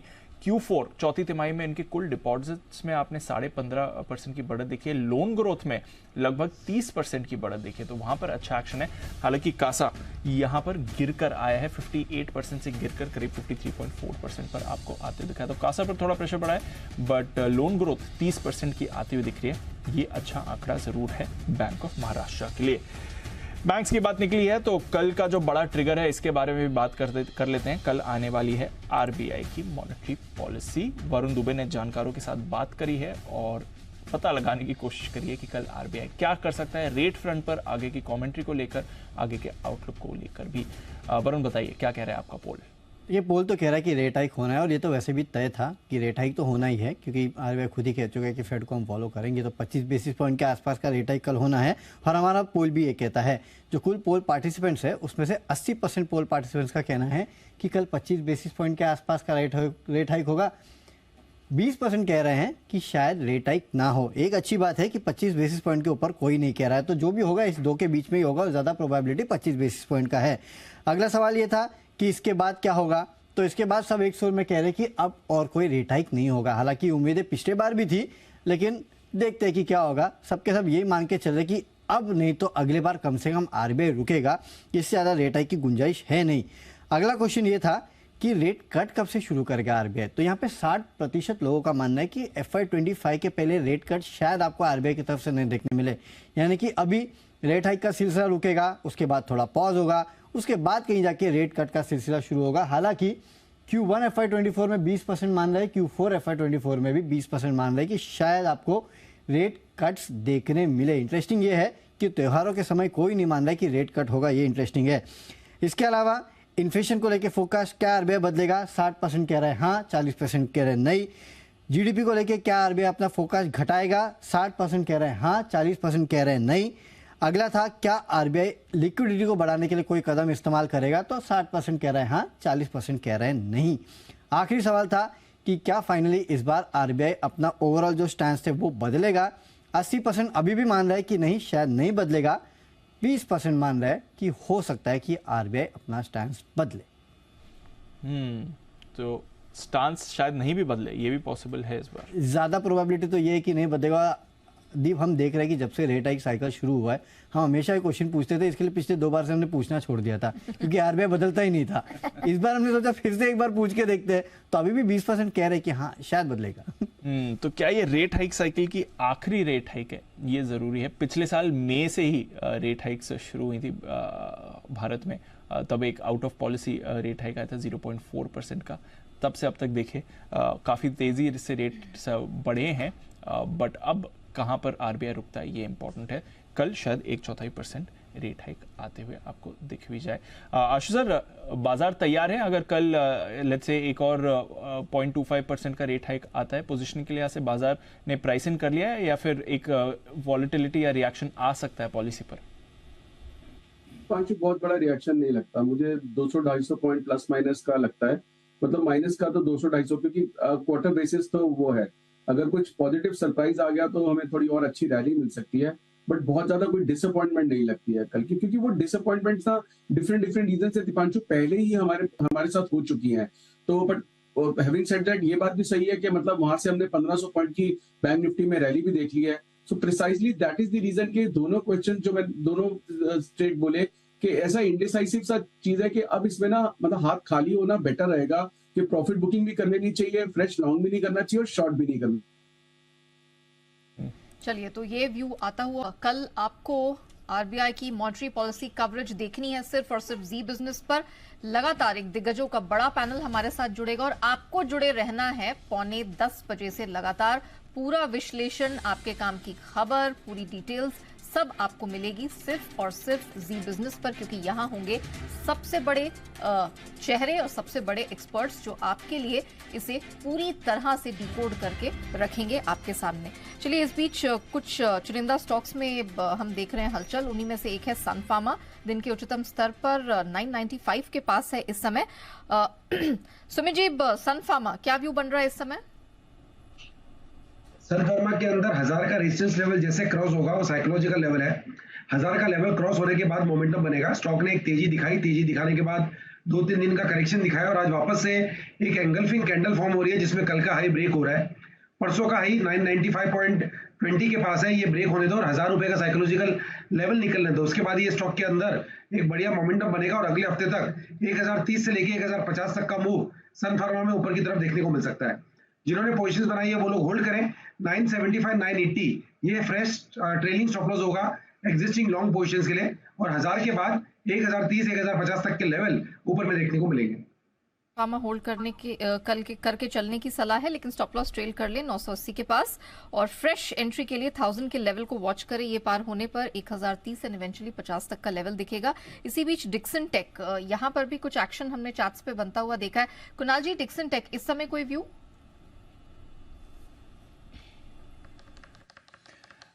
देखिए, जिस तरह का चार्ट स्ट्रक्चर है नेहा, अगर आप देखें तो कंसोलिडेशन स्टॉक में चल रहा है और हमने देखा है कि स्टॉक काफ़ी समय से बाजार को अंडर परफॉर्म करता रहा है, लेकिन पिछले कुछ दिनों में कंसोलिडेशन पूरा होता हुआ चार्ट पर दिख रहा है। मुझे लगता है कि थोड़ा और इंतजार करना चाहिए क्योंकि स्टॉक अंडर परफॉर्मिंग है, इसलिए इन स्तरों पर तुरंत खरीदारी की राय नहीं है। एक बार स्टॉक ब्रेकआउट दे दे, कंसोलिडेशन की पुष्टि हो जाए, तब खरीदारी की बात करेंगे। तो 3000 के ऊपर स्टॉक निकलेगा तब इसमें कुछ ताकत दिखेगी और 3000 के ऊपर खरीदारी की राय, 3000 के ऊपर ही खरीदारी की राय आएगी। डिक्सन टेक्नोलॉजी सुबह इस पर एक ब्रेकआउट भी आया था और फिर ब्रेकआउट के बाद इसने अपने लेवल्स अच्छी तरह से होल्ड कर रहे हैं। यहाँ पर आपको एक्शन भी बनते हुए दिख रहा है। एक और काउंटर कैश मार्केट का, जहां पर थोड़ी देर पहले एक मूव आया था, जस्ट डायल, जरा इसका चार्ट पुल अप करिए। एक स्पाइक का थोड़ी देर पहले हमने इस पर आते हुए देखा था। स्टॉक भी काफी एक्टिव है, लेवल्स अपने होल्ड कर रहा है। जस्ट डायल पर एक मूव आई थी। सचिन जी एक जरा देखें, कुछ 5-10 मिनट पहले एक अच्छा स्पाइक आया था, 600 के ऊपर लेकर गया है ये काउंटर, 2.25% ऊपर जस्ट डायल। दीपांशु, प्राइस पे कुछ खास मूवमेंट नहीं हो रही है। इनफैक्ट काफी बार हमने ऐसे स्पाइक्स देखे हैं, but on a closing basis अभी भी जिस तरीके से ये अपने 200 डे एक्सपोनेंशियल मूविंग एवरेज के नीचे है, 5 and 20 एक्सपोनेंशियल मूविंग एवरेज के नीचे है, तो मुझे लग रहा है यहाँ पर अभी भी वो कंसोलिडेशन वाला ही बैंड है। लगभग around 580 565 on the lower side एक अच्छा सपोर्ट है, एंड ऊपर लगभग अराउंड 600 620 एक अच्छा रेजिस्टेंस है। तो मुझे लग रहा है इसी पर्टिकुलर रेंज में अभी भी मूवमेंट बरकरार रहेगी। कोई सब्सटैंशियल एविडेंस नहीं है एक टर्न अराउंड के लिए, ना ही ऑन द ब्रेकडाउन साइड, ना ही ऑन द ब्रेकआउट साइड। तो मुझे लग रहा है यही पर इसी पर्टिकुलर रेंज में और थोड़ा टाइम ऑस्किलेट कर सकता है जस्ट डायल। ओके, तो जस्ट डायल इसी रेंज के आसपास आपको मिल सकता है। कोई ज्यादा बड़ी मूव की संभावना इस पर दिख नहीं रही है। साइंट, ये भी एक और कैश काउंटर है जहां पर मूव आ रही है। जय जरा एक बार साइंट का चार्ट देखें। बाकी आईटी स्टॉक्स के मुकाबले आउट परफॉर्म कर रहा है, थोड़ा मिड कैप स्पेस से काफी एक्टिव है साइंट। 50 रुपए के मूव है इस समय, 5% ऊपर। बिल्कुल सही कहा दीप आपने। साइंट में आप देखें तो कंटिन्यूसली धीरे धीरे एक higher top higher bottom formation बनते आ रहा है। एक क्लियर एक अपवर्ड स्लोपिंग चैनल में स्टॉक ट्रेड कर रहा है। एक अच्छा सपोर्ट लिया इसने लोअर लेवल्स पर, डबल बॉटम और मल्टीपल बॉटम्स फॉर्म करके ये स्टॉक ने ब्रेकआउट दिया 900 के लेवल्स के ऊपर।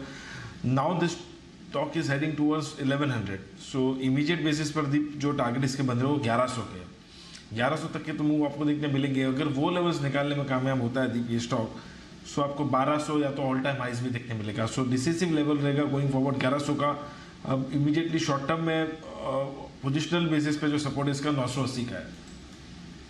इन पे रखिए नजर। 980 के स्टॉप लॉस के साथ 1100 पहला पड़ावे से पार करते ही सीधा अपसाइड में 1200 तक जाता हुआ दिखाई दे रहा है।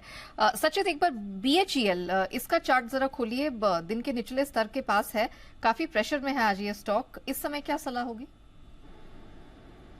यहाँ पर ट्रेंड अभी भी थोड़ी सी वीक ही है। इनफैक्ट एक इमीडिएट सपोर्ट जरूर है 65 67 इस पर्टिकुलर जोन में, पर मुझे लग रहा है वो पर्टिकुलर सपोर्ट भी वायलेट होना चाहिए। एंड लगभग अराउंड 62 60 के आसपास के स्विंग्स बनने की चांसेस ज़्यादा नजर आ रही है। तो एक डिक्लाइनिंग ट्रेंड है मंथली वीकली चार्ट पे। डेली चार्ट पे एक अच्छा पुल बैक आया था, उसके बाद वापस ये स्टॉक अपनी स्ट्रेंथ गंवा रहा है। तो इमीडिएट बेसिस पे जिस तरीके से आज की क्लोजिंग एस्टैब्लिश हो रही है अपने 200 डे एक्सपोनेंशियल मूविंग एवरेज के नीचे, तो मुझे लग रहा है यहाँ पर 70 के रेजिस्टेंस से फ्रेश शॉट्स ही ऐड करने चाहिए for a probable target of around 62। तो BHEL इस पर ब्रेकडाउन आ गया है।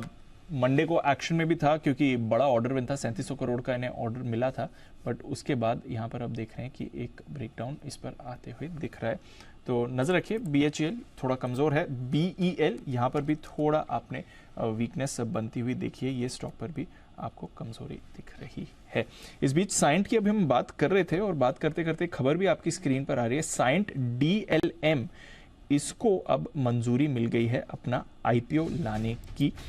ये डिज़ाइन सॉल्यूशंस ऑफर करती है, साइंट की ही कंपनी है। एरोस्पेस और डिफेंस सेक्टर से जुड़ी हुई कंपनी है साइंट की।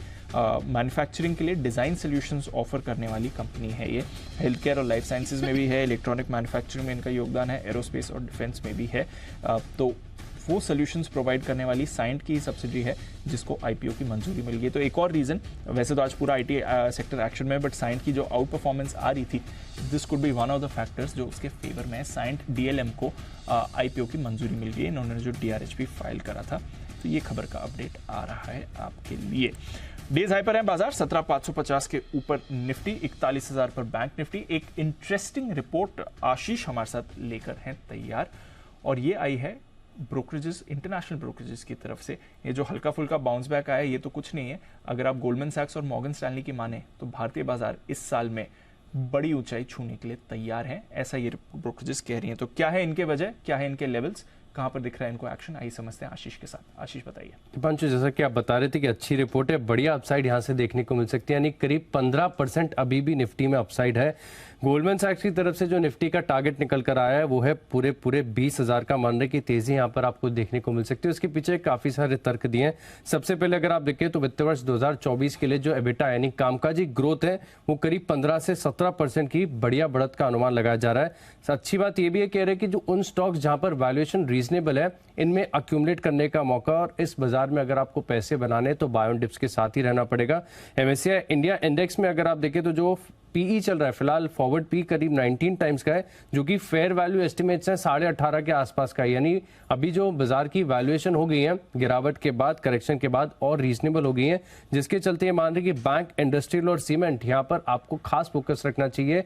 अच्छे पैसे यहाँ पर बन सकते हैं क्योंकि ओवरवेट की रेटिंग यहाँ पर इन्होंने इन सेक्टर्स को दी है। सिर्फ इतना ही नहीं, मॉर्गन स्टैनली की भी कॉमेंट्री अगर आप देखें तो अच्छी निकल कर आ रही है। इन्होंने इक्वल वेट की रेटिंग के साथ भारतीय बाजारों को जो है अपग्रेड कर दिया गया है, और मान रहे कि जो मजबूत इकोनॉमी है और जो करेक्शन के बाद वैल्यूएशन सस्ते हो गए, इसका फायदा यहाँ पर आपको देखने को मिलेगा। साथ ही जो डिजिटल इंफ्रास्ट्रक्चर में बढ़त देखने को मिली है इसका एक बेनिफिट है, और दूसरी देशों की तुलना में, वेस्टर्न कंट्रीज के मुकाबले अगर आप देखें तो भारतीय बाजारों में डिमांड को लेकर अभी फिलहाल कोई भी कंसर्न नहीं है, तो ये अपने आप में काफी पॉजिटिव हो जाता है। और इंटरेस्टिंगली अगर आप देखें तो इसी डिमांड के चलते मान रहे कि फाइनेंशियल्स और कंज्यूमर डिस्क्रिशनरी यहाँ पर इन्होंने ओवरवेट की रेटिंग दी, यानी पैसे यहाँ पर बन सकते हैं। लेकिन हेल्थ केयर और फार्मा पर ज्यादा ही बुलिश नजर नहीं आ रहे। हेल्थ केयर पर देखें तो इक्वल वेट की रेटिंग जो है इन्होंने अपग्रेड की है। लेकिन सबसे बड़ी बात यह कि गोल्डमैन सैक्स मान रहे कि FY24 में ठीक ठाक अच्छी 15% की गेन्स यहाँ पर देखने को मिलेंगे।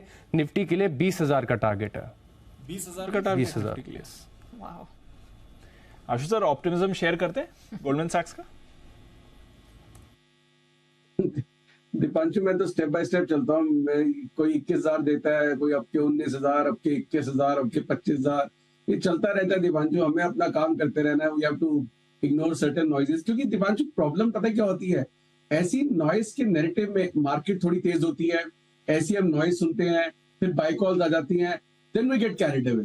वही ये सारे के सारे ना, आप देखना सब के सब कभी भी नोटिस करना, जब बड़ा मुंह फंसने वाला होता है ना, ये सारी चीजें एक साथ कन्वर्ज करके होती हैं। अब एक बात बताओ दीपांशु, अगर कोई 21,000 की बात करेगा, 20,000 की बात करेगा, तो 17,500 पे तो कोई सोचेगा ना मेरी क्या गलती है, तो मैं तो बहुत सस्ते में ले रहा हूँ, बिल्कुल ले लेना चाहिए।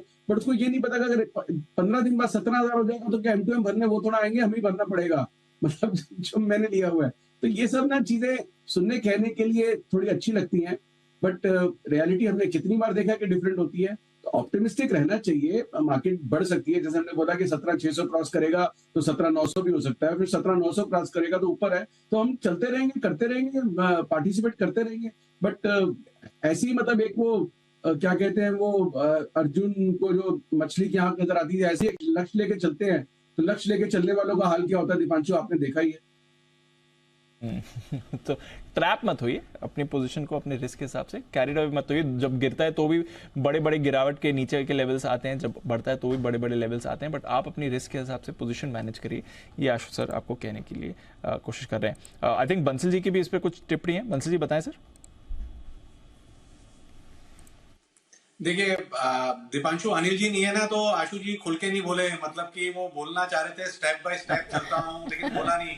मतलब Ashu ji is madly in love with 18,500, वो 18,500 आएगा, उसके बाद वो 20-21,000 की बातें करेंगे। तो आशु जी आज खुल के बोल नहीं पाए। चलिए 17,500 पर तो आ ही गए बाजार, 18,500 भी आएगा।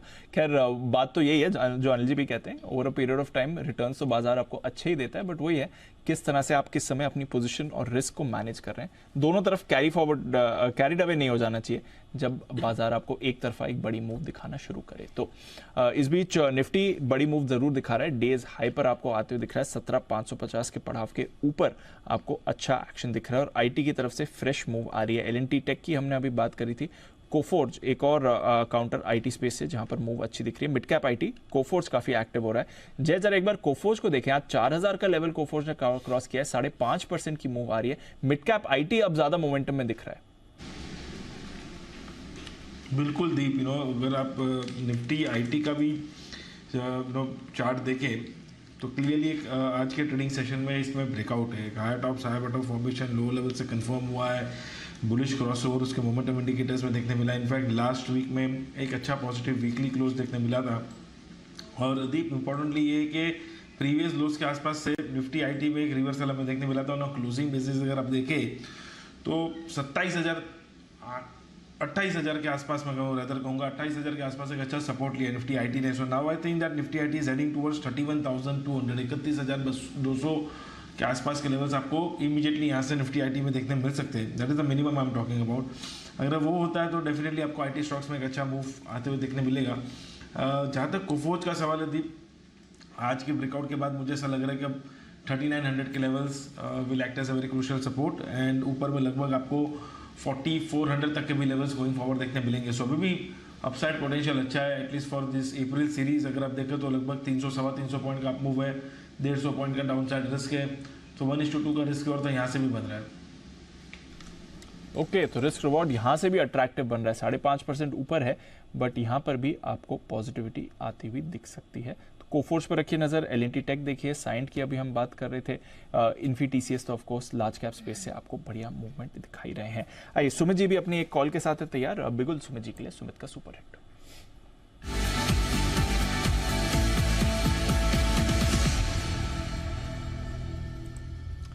बताएं sir.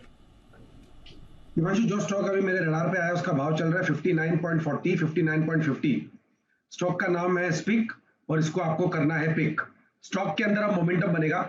Southern Petrochemical Industries Corporation SPIC जिसका सिंबल है, स्पिक के अंदर मोमेंटम बन रहा है। पिछले 3 से 4 दिनों के अंदर स्टॉक में तेजी देखने को मिल रहा है। स्टॉक के अंदर यहां से अभी और ऊपर का मूव बनेगा क्योंकि लोअर लेवल से रिकवरी का स्टार्ट हुआ है। बॉलिंगर बैंड का मिडिल बैंड स्टॉक ने क्रॉस किया है और मेरे को लग रहा है कि स्टॉक के अंदर यहां से 5 से 8% का मूव ऊपर की तरफ देखने को मिलेगा।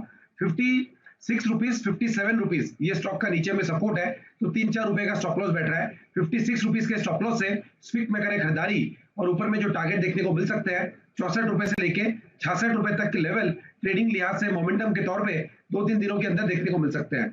56 या 57 के आसपास का स्टॉप लॉस लगा के खरीदारी करें 64 से 66 के टारगेट्स के लिए। में अच्छी स्ट्रेंथ की संभावनाएं बनती हुई दिखाई दे रही हैं। 64 से 66 तक का लेवल स्पिक में देखने को मिल सकता है। स्टॉप लॉस लगाना ना भूलें 56 के पास। लेकिन आइए पिज्जा लवर्स के लिए एक बड़ी अच्छी खबर आ रही है। तो अगर आप पिज्जा के शौकीन हैं तो ये आपके लिए खुशखबरी साबित हो सकती है। जी हाँ, देश के पिज्जा मार्केट में दिग्गज की री एंट्री होने वाली है। अब ये कंपनी है कौन सी, किन कंपनियों के लिए यहाँ कॉम्पिटिशन बढ़ने वाला है, पूरी डिटेल लेकर अरमान हमारे साथ जुड़ चुके हैं। अरमान, पिज्जा खिला रहे हैं आप? बिल्कुल। कौन सी नई कंपनी का पिज्जा है? देखिए, ये जो कंपनी है ये ऑलरेडी हमारे देश में पहले भी आ चुकी है, फिर उन्होंने एग्जिट किया था, अब ये वापस अपडेट आता हुआ दिखा है। कंपनी का नाम है पापा जॉन्स। जो ब्रांड है वो अमेरिका की अगर आप देखेंगे तो चौथी सबसे बड़ी पिज्जा की जो चेन है। लगभग 50 से ज़्यादा देशों में इनके कई सारे आउटलेट्स हैं। अब यहाँ पर अपडेट आता हुआ दिख रहा है कि जो पापा जॉन्स भारत में अगले 10 साल में लगभग आपको 650 के आसपास जो है वो आउटलेट जो है खुलने वाली है। पहला रेस्टोरेंट ये अगर आप देखेंगे, पहला जो आउटलेट है वो लगभग अब 2024 में बेंगलुरु में खुलने वाले हैं। और इसी के साथ साथ उन्होंने पीजीपी इन्वेस्टमेंट के साथ करार कर लिया है। अगर आप पीजीपी इन्वेस्टमेंट के बारे में बात करें तो उन्होंने अगर आप देखें तो वो यूएई, सऊदी अरब और जॉर्डन में लगभग 100 से अधिक जो आउटलेट्स हैं वो ऑलरेडी मेंटेन कर रहे हैं। अब बात री एंट्री की करी, अगर आप देखें तो 2006 में नोएडा में इन्होंने पहला जो है आउटलेट है जो वो चालू किया था और उसके बाद जो एक्सपेंशन करके वो 11 शहरों में लगभग 66 स्टोर्स तक तो पहुंच गए थे। पर फिर 2017 में इन्होंने सारे जो आउटलेट्स हैं वो बंद कर दिए थे और अब ये अपडेट आता हुआ दिख रहा है कि वो वापस री एंट्री करके अच्छा खासा जो एक्सपेंशन प्लान है वो करते हुए वो दिखते हुए आ रहे हैं। अब इनके लिए कॉम्पिटिशन किसको होगा? जुबिलेंट फूड्स, डेफिनेटली आप डोमिनोज की बात करें, सफायर और दिव्यन इंटरनेशनल, क्योंकि जो पिज्जा हट है उस पर वहाँ पर कॉम्पिटिशन होता हुआ दिखेगा। अब आपके पास जिसमें नंबर ऑफ स्टोर्स और जो उनका एक्सपेंशन प्लान है वो भी आपके सामने आ जाएगा, जिसमें डोमिनोज के अभी तक अगर आप देखेंगे 1760 स्टोर्स हैं और आने वाले 3 से 5 साल में एक्सपेंशन लगभग 1300 का जो है नए स्टोर्स जो है वो करने वाले हैं। पिज्जा दिव्यन इंटरनेशनल की बात करें तो वो भी अराउंड 700 जो है वो स्टोर्स खुलने वाले हैं और सफायर फूड्स की बात करें तो वहाँ पे 275 के आसपास जो है वो स्टोर्स खुलने वाले हैं। तो ओवरऑल ये जो एक्सपेंशन है उसी के साथ साथ अब ये जो नई एंट्री है उसके एक्सपेंशन से इनके मार्केट पर कितना असर होता है देखना इंटरेस्टिंग होगा। एक्सपैंड कर रहे हैं कारोबार। एग्जैक्टली, अपडेट ये आ रही है कि आने वाले अब 10 साल में वापस री एंट्री कर रहे हैं और ऑलरेडी इसके लिए उन्होंने करार भी कर लिया है। बट 10 साल में है वो, तो इमीडिएटली उसका इम्पैक्ट शायद आपको आते हुए नहीं दिखे। बंसल जी, कोई राय जुबिलेंट फूड पर? नया कंपटीशन आ रहा है ऑलरेडी, इनके प्रोडक्ट्स को लेकर तो आपने कई बार कहा है, नए नए प्रोडक्ट्स लेकर आए हैं, आई डोंट नो चल रहे हैं उतना या नहीं। बिरयानी भी आई थी बीच में, कुछ बर्गर प्रोडक्ट्स भी आए थे। इस खबर को कैसे देखना है जुबिलेंट फूड्स के लिए? देखिए एक चीज बोलना चाहूंगा, देखिए जिस तरीके से अगर आप देखें ना, जो हलवाई होता है, हलवाई की चाउमीन अच्छी नहीं होती है, इसलिए फूड का ना बिरयानी वगैरह नहीं, इसका पिज्जा अच्छा है। और यहाँ पर दीपांशु चार्ट पे नजर है, काफी समय से स्टॉक चला नहीं है, तो टेक्निकली जब ये स्टॉक दीपांशु 450 के ऊपर निकल के टिकेगा तभी यहाँ पर खरीदारी की राय होगी ट्रेडिंग के नजरिए से। एल्स वेट एंड वॉच है। और ये दीपांशु जो नया ब्रांड भी आया है, इसका भी पिज्जा टेस्ट करने के बाद पता चलेगा कि कैसा है। कई मतलब कि ब्रांड्स आए और गए हैं, मतलब कि शुरू में अच्छे लगे, बाद में एकदम फ्लॉप हो गए, तो इसको भी देखना पड़ेगा। बट इसका जुबिलेंट का तो पिज्जा अच्छा है, वेट एंड वॉच करना पड़ेगा। टेक्निकली खरीदारी के लिए 450 के लेवल्स की वेट करें, इसके ऊपर निकल के सस्टेन करता है तब खरीदेंगे। जुबिलेंट फूड्स के लिए फिलहाल कोई खतरे की बात नहीं लग रही है, क्योंकि राकेश जी यहाँ पर काफी कॉन्फिडेंट है। 450 के ऊपर कुछ अच्छे यहाँ पर मौके खरीदारी के तलाशे जा सकते हैं। बिगुल, जय ठक्कर के लिए कैश का ऑप्शन।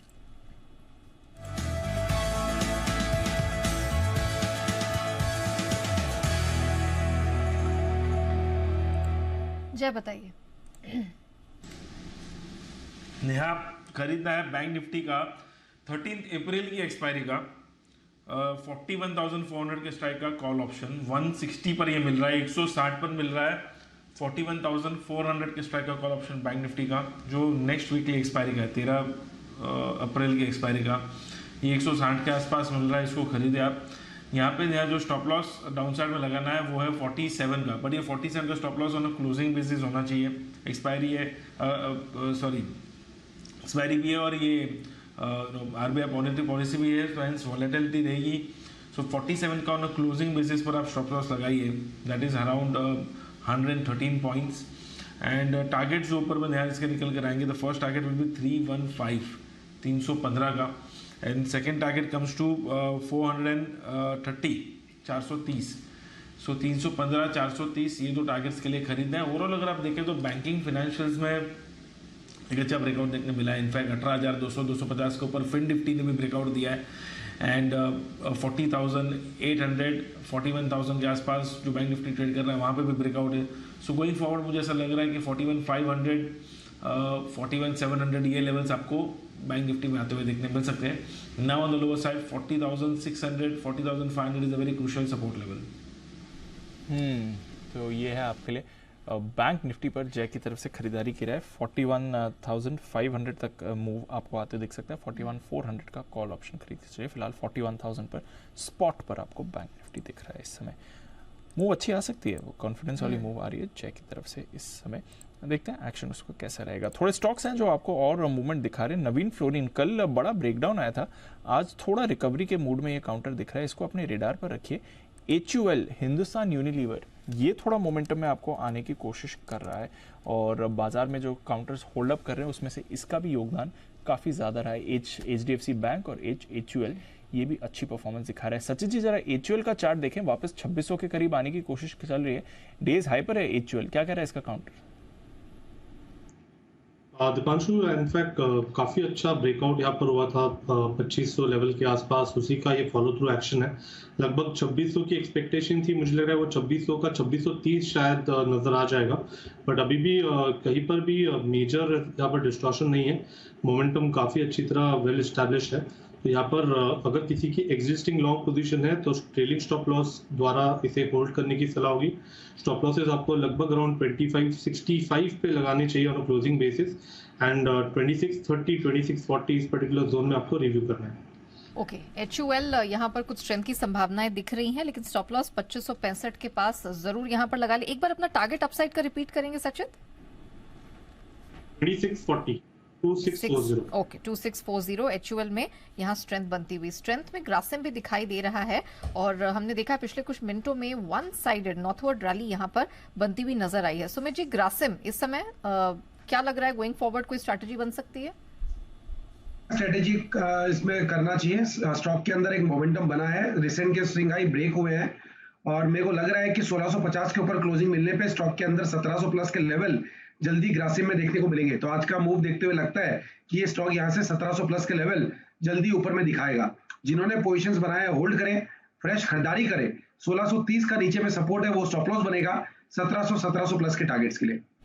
1700 प्लस के टारगेट के लिए नजर रखिए। ग्रासिम डेज हाई पर काउंटर ट्रेड कर रहा है, बट कुछ स्टॉक्स हैं जहां पर आपको प्रेशर भी बनते हुए दिख रहा है। इंडसइंड बैंक ये 1.25% नीचे है। Private banks by and large आज वैसे उतना बड़ा योगदान नहीं था बाजार की मूव में, बट इंडसइंड बैंक 1070 के नीचे ये काउंटर। कुणाल जी एक बार जरा इसके चार्ट पर राय दें, 1% का कट इंडसइंड पर। देखिए बिल्कुल आज जिस तरह का मोमेंटम इसमें बनता हुआ दिख रहा है, मुझे लगता है कि और नीचे के भी लेवल्स इसमें देखने को मिल सकते हैं, तो कोई खरीदारी की जल्दबाजी नहीं है। इसके मुकाबले अगर आप देखें तो आईसीआईसीआई बैंक का चार्ट ज़्यादा मजबूत है, एचडीएफसी बैंक का चार्ट ज़्यादा बेहतर लगता है। तो इंडसइंड बैंक में फिलहाल मेरी वेट एंड वॉच करने की राय। इंडसइंड बैंक में वेट एंड वॉच की राय है, लेकिन जय मैं चाहूंगी आप एक बार टाटा कंज्यूमर प्रोडक्ट्स इसका चार्ट देख लें। बॉम्बे बर्मा पे आपने रिकमेंडेशन दी थी कि 900 के ऊपर ही कुछ यहाँ अच्छी मूवमेंट दिखाई देगी। टाटा कंज्यूमर क्या सलाह बन रही है इस समय? बहुत ही बढ़िया ब्रेकआउट है टाटा कंज्यूमर में। अगर आप देखें सो क्लियर कट एक आफ्टर लॉन्ग टाइम मैं कहूँगा एक अच्छा खासा यहाँ पे ब्रेकआउट आते हुए देखने मिल रहा है। डेफिनेटली खरीदना चाहिए इसको। स्पॉट लेवल्स में अगर आप देखें तो 720 एक अच्छा सपोर्ट है। ऊपर में मुझे ऐसा लग रहा है 750 तक के लेवल्स आप दिखा सकते हैं टाटा कंज्यूमर्स। 750 के लेवल्स आपको आते हुए देख सकते हैं टाटा कंज्यूमर, इस पर रखिए नजर। आइए सुमित जी की तरफ से एक कॉल आ रही है, बिगुल सुमित का सुपर हिट।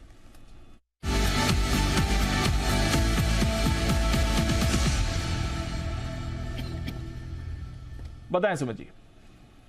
जो बाय का स्टॉक रडार पे आया है, स्टॉक का अभी भाव चल रहा है 427, 428, 427, 428। स्टॉक का नाम है इंटेलेक्ट। इंटेलेक्ट के अंदर तेजी का व्यू बन रहा है। स्टॉक के अंदर पिछले 2 दिनों से तेजी देखने को मिल रहा है और अभी स्टॉक यहां से और ऊपर का मूव दिखाने को तैयार है। इंटेलेक्ट डिजाइन के अंदर को लग रहा है कि यहां से ऊपर में 435 रुपया ये इमीडिएट टारगेट होगा। 440 रुपए तक का मूव इस रैली के अंदर देखने को मिल सकता है। जिन्होंने पोजीशंस बनाया वो लोग होल्ड करें। यहाँ पे सीएमपी पे फ्रेश खरीदारी करें।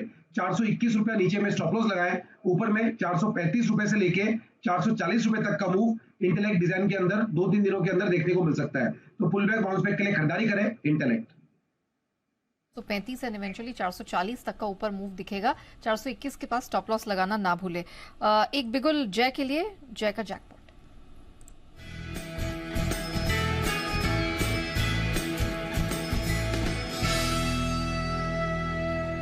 बताइए जय।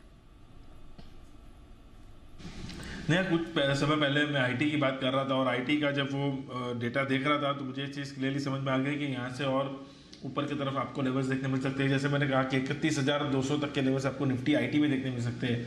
सो मिड कैप आईटी में अच्छा मूव है, बट लार्ज कैप आईटी में भी आपको अच्छा मूव देखने मिल सकता है। इन्फोसिस में मेरी खरीदारी करने की सलाह है। इन्फोसिस अभी ट्रेड कर रहा है 1432 के आसपास नया, इसके फ्यूचर्स खरीदने की मेरी सलाह है।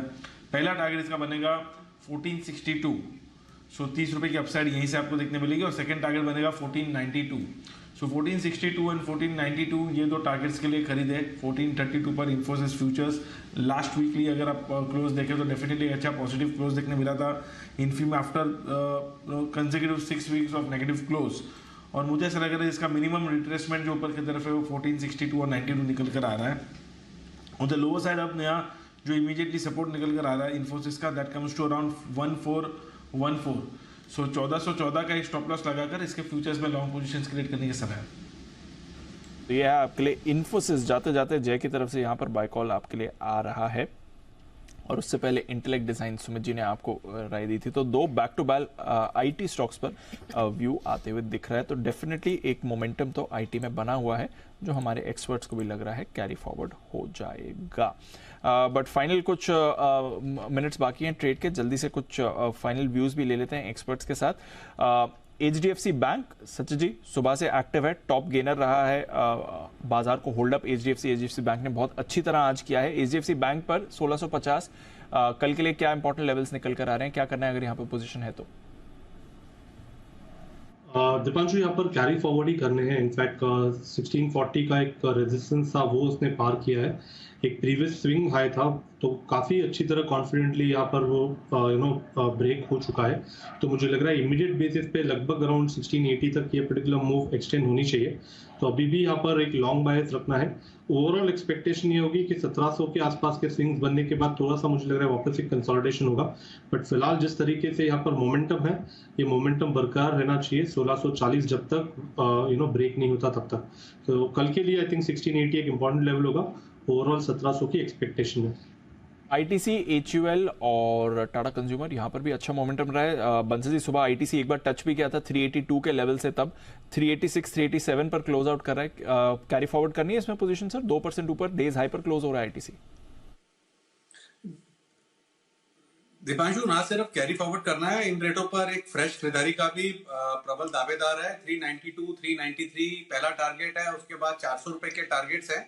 तो आईटीसी पर भी एक ओवरवेट की खरीदारी है। और दीपांशु, बार बार लीवर की बात हो रही है, तो लीवर मैंने और कुणाल जी ने ज्वाइंटली जब मार्च सीरीज का लास्ट डे था, हमने टुवर्ड्स क्लोजिंग हिंदुस्तान यूनिलीवर को अपना पिक ऑफ द सीरीज बताया था। तो एज एक्सपेक्टेड वो परफॉर्म कर रहा है और इस समय आईटीसी पर भी खरीदारी की राय है। ओके, तो ये है आपके लिए आईटीसी जिस पर रखिए नजर, एचयूएल जिस पर खरीदारी की राय आ रही है, टाटा कंज्यूमर में अच्छी मूव आई है, आईटी सारे काउंटर्स ने होल्ड अप करा, तो डिफेंसिव्स का रुझान बढ़िया रहा, बट साथ ही banks, specially private sector banks और एनबीएफसीज फाइनेंशियल्स, यहां से आपको बढ़िया योगदान मिला है। क्लोजिंग की तरफ बढ़ते हैं। टॉप गेनर हालांकि आपका एलएनटी था, 4% ऊपर एलएनटी हो रहा है। आज 7000 करोड़ का बड़ा ऑर्डर भी मिला था, बट जबरदस्त मूव इसमें आई है।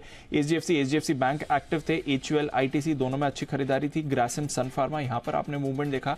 टाइटन और टीसीएस यहां से भी बढ़िया योगदान रहा। इन्फोसिस में भी खरीदारी रही। Tata steel, Bajaj auto, Bajaj finance, हालांकि ऊपर से थोड़ा फिसल कर बजाज फाइनेंस बंद हो रहा है। जो सुबह का लीडरशिप थी वो अब इसने गिव अप कर दी है। गिरावट, आइशर मोटर्स करीब 2.5% सुस्त, अदानी एंटरप्राइजेस में कमजोरी रही, एनटीपीसी कमजोर था, एमएनएम में आपने गिरावट देखी है। इसके साथ ही रिलायंस इंडस्ट्रीज एकदम फ्लैट था। बजाज फिनसर्व तो नेगेटिव टेरिटरी में क्लोज हो रहा है। सुबह सेकंड बिगेस्ट गेनर था निफ्टी का, बट थ्रू द डे अपनी सारी बढ़त गवाकर नेगेटिव क्लोज हो रहा है बजाज फिनसर्व।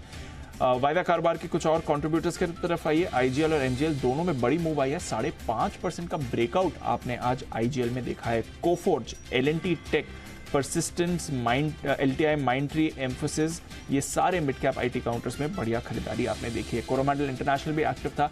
बर्जर पेंट्स में आपने पॉजिटिविटी देखी है। Oberoi realty, Tata communications, Torrent pharma, Syngene, pi industries, Bharat electronics, InterGlobe aviation, साथ ही बायोकॉन, यहां पर भी बढ़िया मोमेंटम रहा। गिरावट, एबी फैशन टॉप लूजर है वायदा कारोबार का, 4% का कट। अशोक लेलैंड में आपने 3.5-4% का कट देखा है। फेडरल बैंक कमजोर रहा। MCX, Max Financial, RBL Bank, BHEL, City Union Bank का, SAIL, Cummins, PNB, Escorts, LIC Housing, यहां पर भी वीकनेस थी। कैश मार्केट, नाइका, यहां पर एक बड़ा वाला ब्रेकआउट आया है।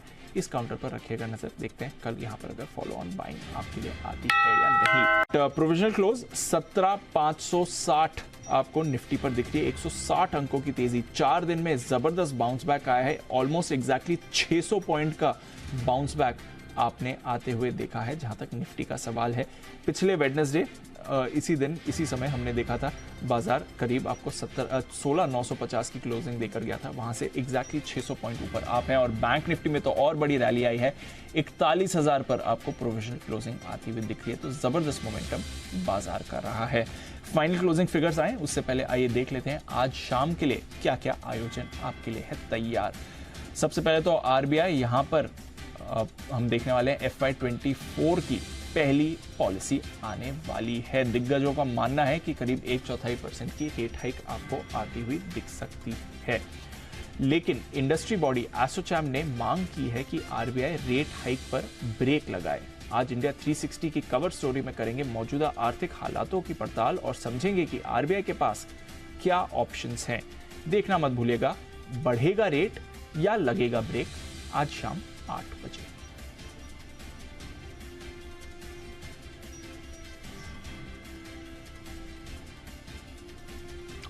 इसके अलावा मारुति की 2 कारें वैगन आर और ऑल्टो K10 फिर सेफ्टी टेस्ट में फेल हो गई हैं। एनसीएपी टेस्टिंग में वैगन आर को 1 स्टार की रेटिंग मिली है, वहीं चाइल्ड सेफ्टी में तो 0 रेटिंग मिली है।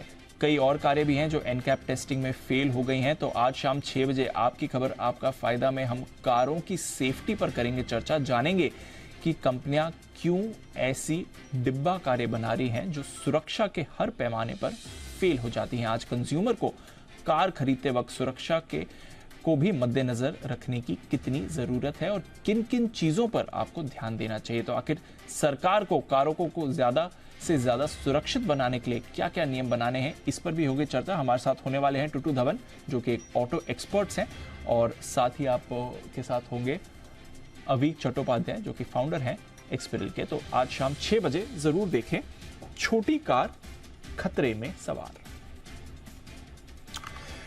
फाइनल फिगर्स भी आपके सामने है। 41,000 के 1 पॉइंट नीचे 40,999 पर बैंक निफ्टी की क्लोजिंग हो रही है। बट ऑफ कोर्स इंट्राडे में तो हमने 41,000 का एक्शन देखा ही था, कल के लिए ये याद रहने वाला है। और 17,557 डेज हाई पर दोनों इंडेक्स आपके लिए बंद होते हुए दिखे। ये बहुत ही बढ़िया बात रही है, 4 दिन की लगातार तेजी बनी हुई है। बहुत बहुत शुक्रिया हमारे सारे मेहमानों का। आज सुबह से सुमित जी जो हमारे साथ जुड़े हैं, बहुत बहुत शुक्रिया सर। साथ ही राकेश जी, कुणाल जी, सचिन जी, जय Thakkar end of course Ashu sir, आपका भी कल आप सभी से फिर से होगी मुलाकात। और ऑफ कोर्स कल सुबह तो आरबीआई पॉलिसी भी है जिस पर हमें रखनी है नजर। 9:45 बजे से सबसे बड़ी कवरेज आपको सिर्फ और सिर्फ जी बिजनेस पर दिखने वाली है। बग्गा साहब होने वाले हैं हमारे साथ ही हमारे साथ होंगे सुनील मेहता साहब जो कि IBA इंडियन बैंकर्स एसोसिएशन के CEO हैं। राहुल अरोड़ा साहब से होगी बातचीत, वृंदा जागीरदार भी होंगी हमारे साथ, और साथ ही अतुल जोशी साहब से भी करेंगे पॉलिसी का विश्लेषण। और आपके बाकी सारे चहेते एक्सपर्ट्स तो हर रोज की तरह हमारे साथ होने ही वाले हैं। तो आरबीआई पॉलिसी पर है नजर।